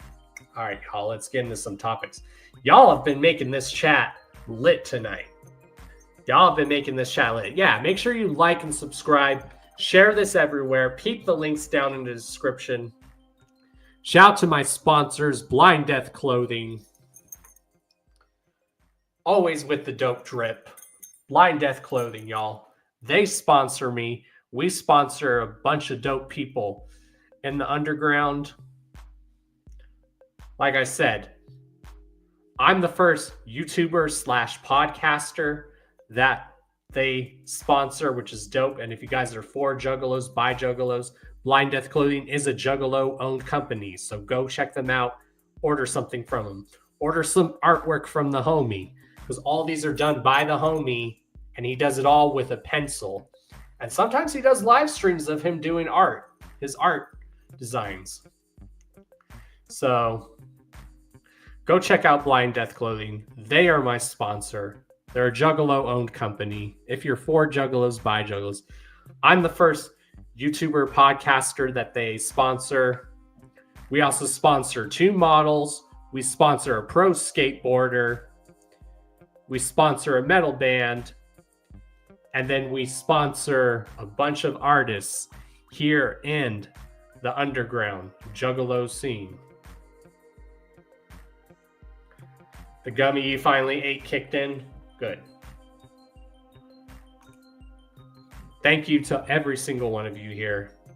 Thank you to the one and only lovely Twisted Taylor. I love you, babe. Mwah. She's amazing, y'all. Yeah, let's get into some topics today. We're going to get out of here.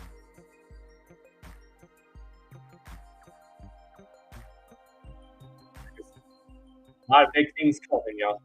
So first and foremost, the first thing we have is that new Lazy and Crazy mushroom bomb drop. Look how dope that is, y'all.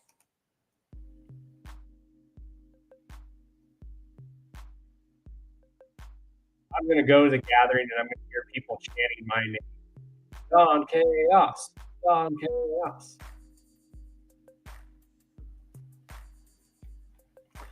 Yeah, what you guys think of that? Look at this dope Lazy and Crazy drop. This is from this weekend.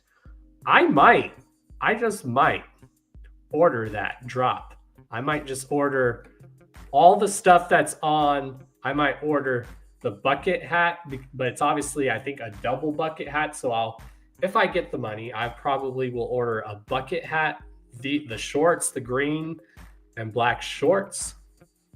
And then I'll order the Greeper shirt. That is just fresh. Again, share your guys' thoughts in the comments.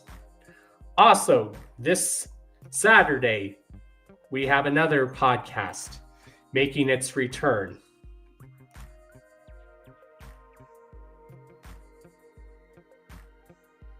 Yeah, my main goal, Wicked Widget, is for the gathering. So if you guys don't realize, me and Taylor are gonna do our very best to go to the gathering. That is our main goal, because anything is possible. So if you guys want any art pieces, arts and crafts from Taylor, hit up Taylor for customized arts and crafts orders. Examples. Here's a fidget jar that she's made for me. She's made a lot of dope stuff for me. This is a Carnival of Carnage themed fidget jar. She makes these. She's made this dope Carnival of Carnage that you see hanging on the microphone. She does purses. She does ski masks. You guys want logos and designs for your merch. She'll do a logo and design for you. So hit her up. That will help us get to the gathering, because that is still our main goal. Also, order something from my official store, which is called Official Chaos Strip. Link down to that down below is my official merch store. Also, hit up Taylor's official merch store. She also has her own official merch store as well.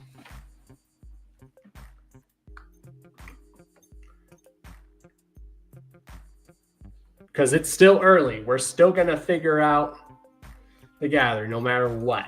And speaking of the gathering, tickets for the gathering are actually going to go on sale next month. Let me pull up the article and read it.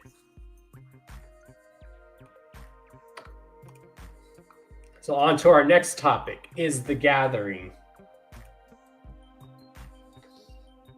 Let me pull up the article.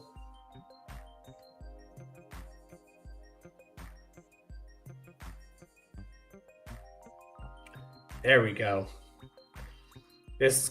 All right, it says gathering website launch date announced. All right, here's the article, y'all. I'm going to read it. It says, Juggalos and Juggalettes. It's been a quarter of a fucking century since the gathering of the Juggalos debuted in Novi, Michigan in the year 2000.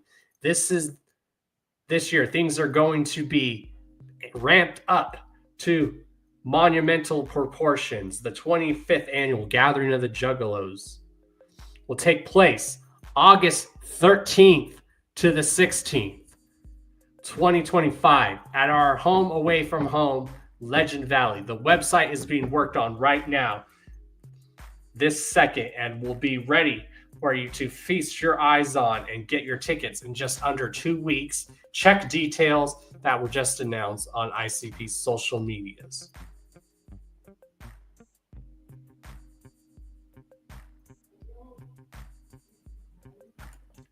So the gathering of the Juggalos tickets, y'all, are going to be going on sale pretty soon.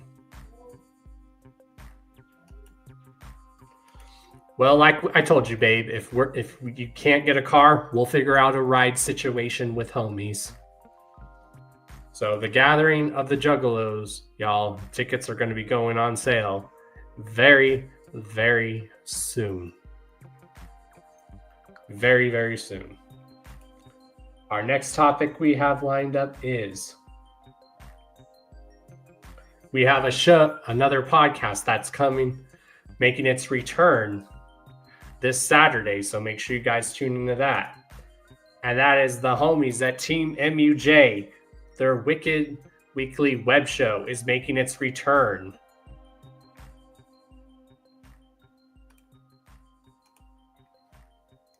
And it's going to be live Saturday at 7 p.m. Central Time with special guest Lil Yak.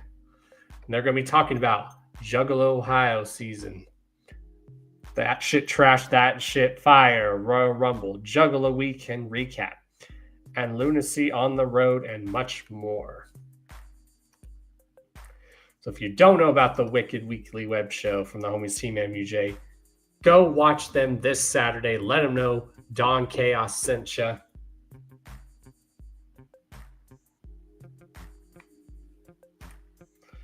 Another dope show we have coming out is the homie Will Gates, my little bro, is playing April 5th at South Park Pizza Tavern in Dayton, Ohio, with a bunch of other dope acts performing.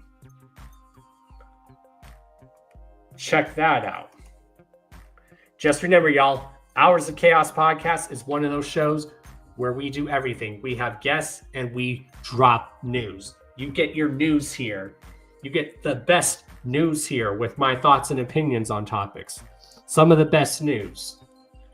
You get my thoughts on opinions on stuff going on in our community. And then you get dope interviews. Next topic is the JCW presents the Hella Pain Diamond Tour, with the dates, with performances by Violent J and Ouija Macc. There's the dates lined up. Gonna try to hit up the New Mexico JCW tour because Albuquerque is only like a 7-8 hour drive from here. So I'm gonna try to hit up the Albuquerque date. I don't know. Got kind of pick and choose. Another tour. Now this tour I am definitely hitting. I mentioned it earlier, but one of my favorite hip hop groups of all time is doing their final tour this year as a group.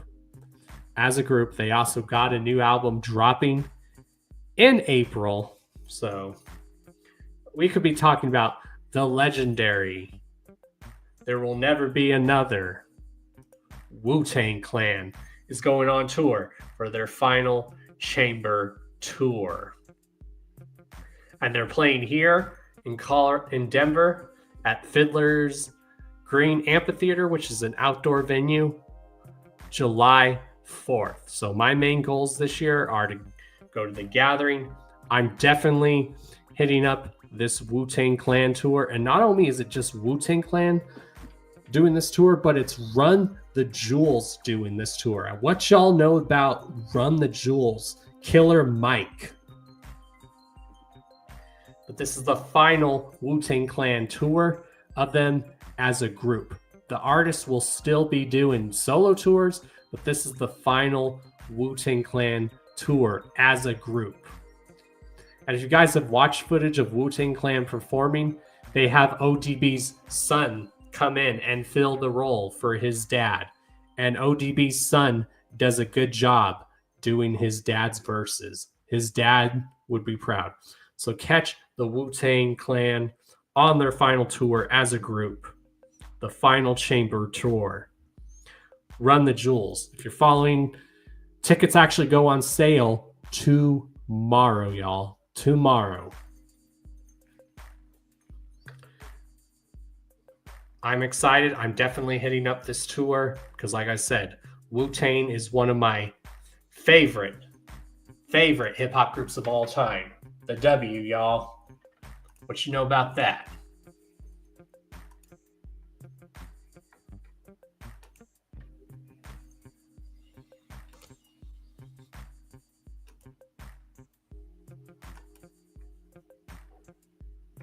And our next topic we have lined up is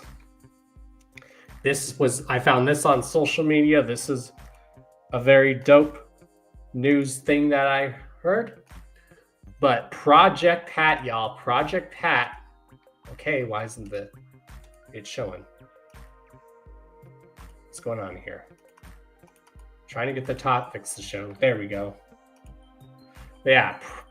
Juicy J made this post on social media. Juicy J of the legendary 3-6 Mafia just made a post on the 18th saying that him and Project Pat have a project that they are working on together That's right, y'all. Project Pat and Juicy J are doing a project together.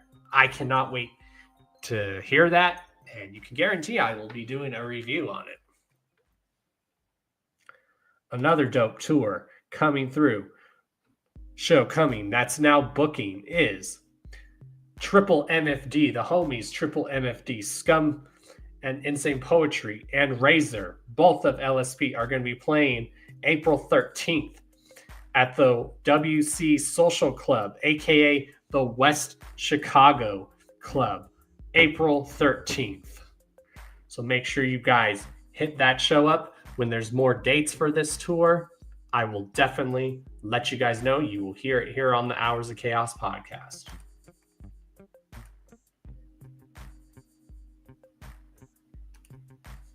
And then another dope tour that's coming around is Mercules with the Survivor's Guilt Tour. This looks like a good tour too. I love Mercules. Mercules is amazing. I hope he plays The Gathering again, but I'd love to see. I'm picking and choosing which shows I want to try to go to, but you can guarantee I'm not going to miss that Wu-Tang Clan tour. You can guarantee I am not going to miss that because this is their final tour as a group. So if anyone's ever wanted to see Wu-Tang as a group, this is your final chance to do it. Do it. Otherwise, you will be kicking yourself. Because if you watch footage of Wu-Tang performing, ODB's son does a lot of his verses. And ODB would be very proud of his son. Rest in peace, ODB.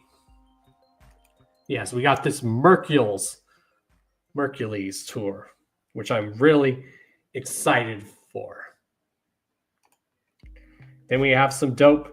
ICP is going to be playing at a few festivals also this year. So we got they're playing Welcome to Rockville again this year, which goes down in Florida. And look at not just ICP, y'all, but look at some of this other dope lineup we have at this tour. Shinedown, Green Day, Linkin Park, Korn, Marilyn Manson, ICP. Look, there's just so much dopeness. I would not just go to the show for ICP. I would go here for the other good lineup that they have here. Good Charlotte, y'all. Rob Zombie. ICP is actually, that is amazing, y'all. That is dope. That is a dope lineup.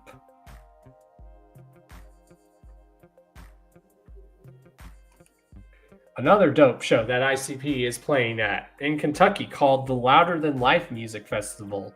Look at some of this lineup. Slayer, Lamb of God, y'all.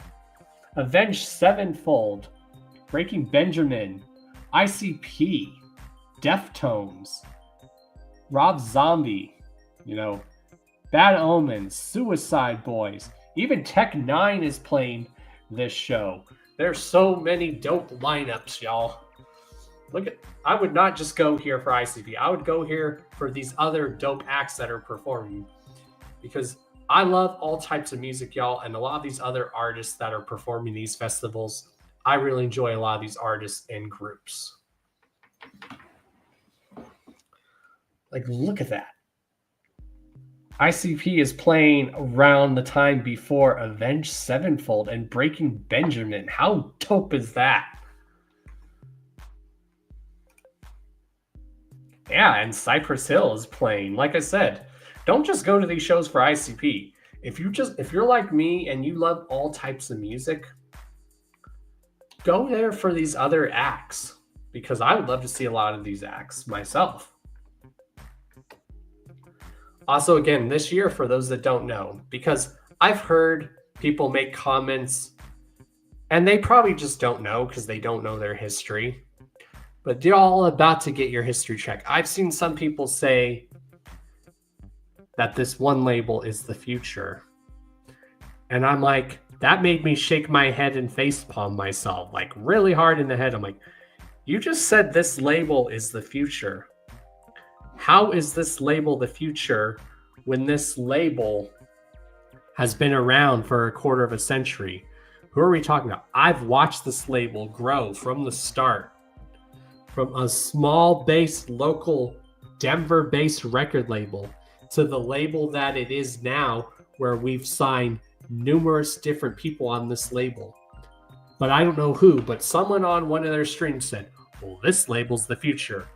Maybe some of those new artists on that label are the future, but this label, y'all, is not the future. This label has been in the game for a quarter of a century. Damn it. Who are we talking about here? I've watched them grow from a local-based Denver label. And if we did have to pick any good Denver-based label, what is one of the best record labels based out of Denver, where we have artists signed from all over the place now? I'm only talking about the one and only LSP, celebrating a quarter of a century, y'all.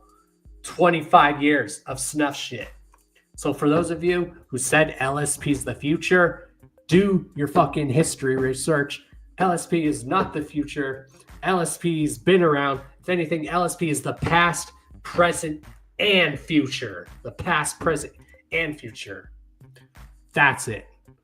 They're all three. LSP's been in the game for 25 years. Do your research. We're nothing new to this game. We've been in the game for 25 years, y'all. I've watched LSP grow from the time it started to the small Denver-based label to the powerhouse it is today.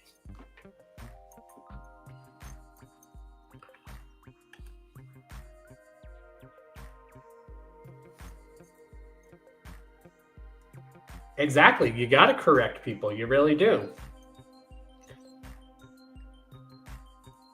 And y'all know. Now you know. So next time you hear...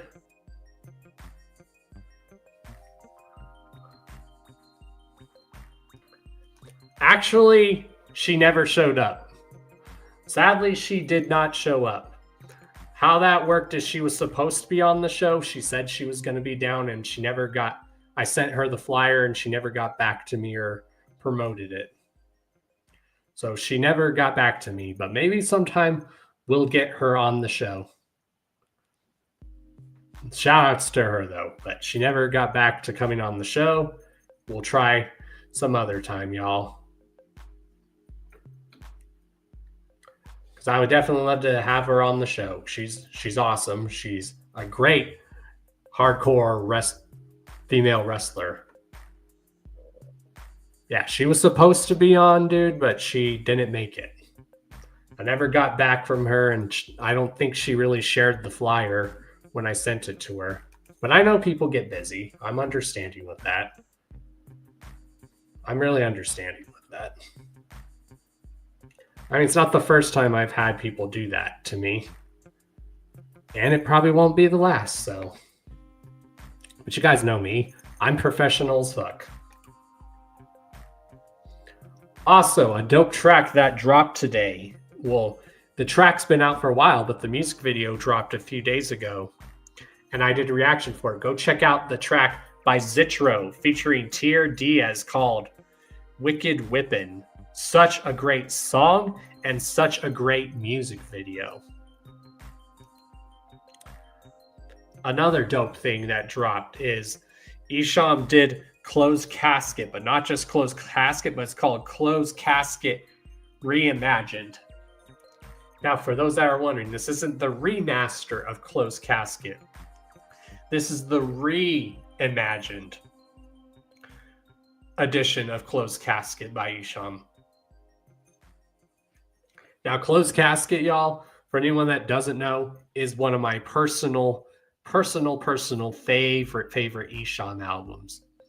Closed Casket is like on my list of when it comes to top wicked shit, horrorcore, dark hip hop albums. This album is on there. This isn't the reissue. This is called a reimagined version. Which I still have plans to do that either around the Halloween season or sometime this year. I do want to do a video saying my top 6 favorite dark, wicked shit, horrorcore albums of all time. Maybe I'll do it this year for Halloween. Maybe I'll just do it randomly before Halloween. But somewhere down the line, I want to do a video or a stream saying what my top 6 favorite wicked shit, horrorcore, dark hip hop albums are of all time.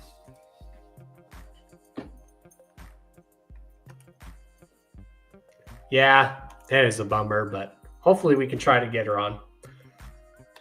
I know she said she wanted to be on, but then she didn't get back to me after that, even though there was the flyer for it. So maybe, I know people get busy. Like I said, it's not the first time someone's done that to me on the show, or when they said they'll be on the show and that they never show up.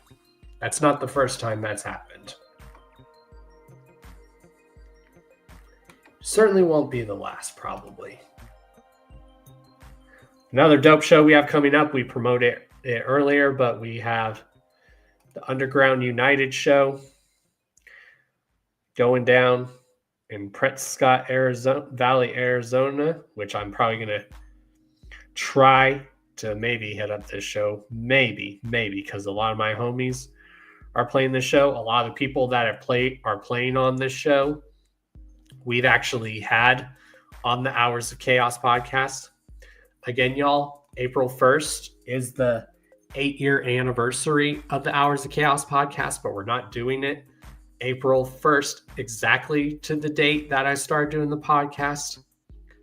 We're doing it probably on the weekend on a Saturday, but we're going to be celebrating 8 years of the Hours of Chaos podcast at the beginning of April.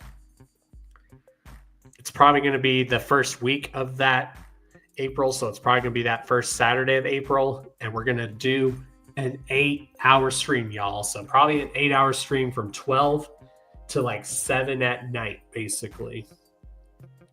So if anyone wants to come on there and just congratulate for 8 years of the Hours of Chaos podcast, let me know, because it's hard to believe this podcast has been going strong for 8 years. Not a lot of shows can say that, y'all. Not a lot of shows can say that they've been around for 8 years doing a podcast. Especially when it comes to doing a virtual underground Juggalo podcast. No one else was doing that. I was the first to start doing that. And there's been so many other podcasts that have spawned from this, and it's awesome. It's awesome. It's awesome.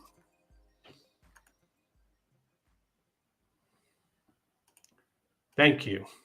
So yeah, if anyone wants to come on there when I do that 8-hour stream, just even if you just want to come on and say happy 8 hours and do a shot or something with me and say congratulations, let me know. And not only that, y'all, we're almost at 300 subs here on YouTube right now. We're almost at 300 subs. It just keeps climbing and rising and getting better and better and better. We're almost at 300 subs. This is episode, y'all, 267, y'all. We're almost at 300 episodes for this podcast. How many podcasts can say they've done 300 episodes? We are so close to the 300th episode of this show, y'all. And you can guarantee when we get to the 300th episode, we're going to be celebrating big with that 300th episode. So we got a few more topics. Again, check out Team MUJ. Their series that they do, returning March 15th. The That Shit Trash, That Shit Fire is making its return. And yeah, I'm excited for that.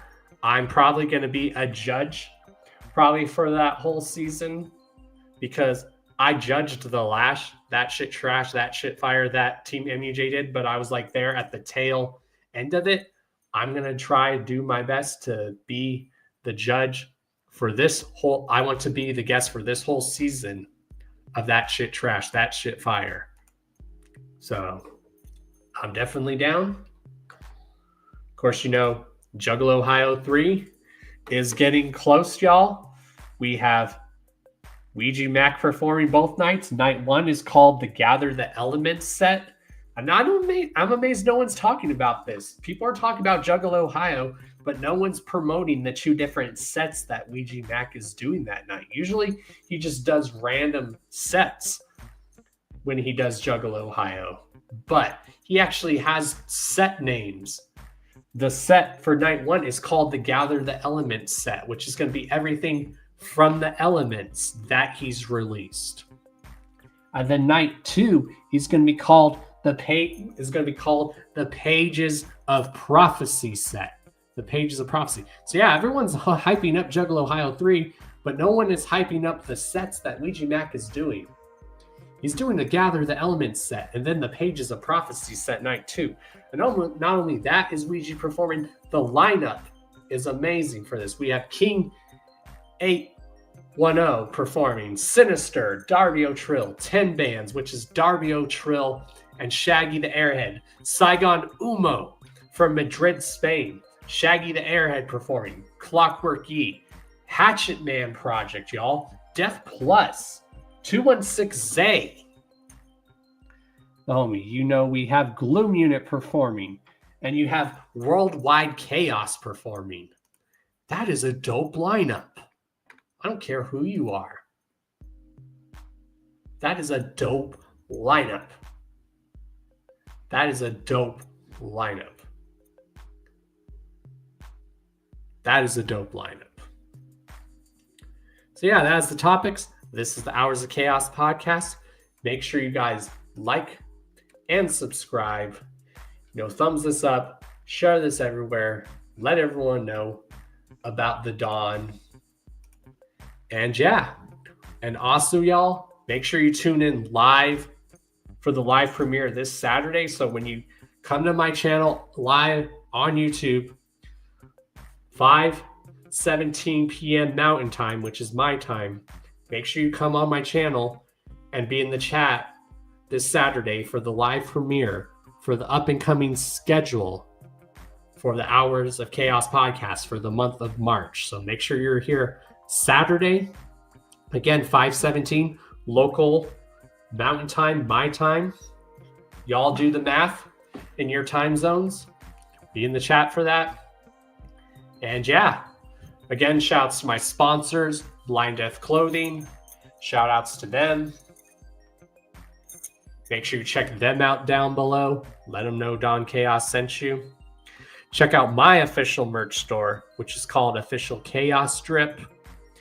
And yeah, make sure you peep all the links in the description to our guests that we had tonight, their social medias, where you guys can hear their music, where you can follow them on social media, where you can buy merchandise from them as well. And you guys are, again, y'all, message me. Let me know how I did tonight. I hope I did really good tonight.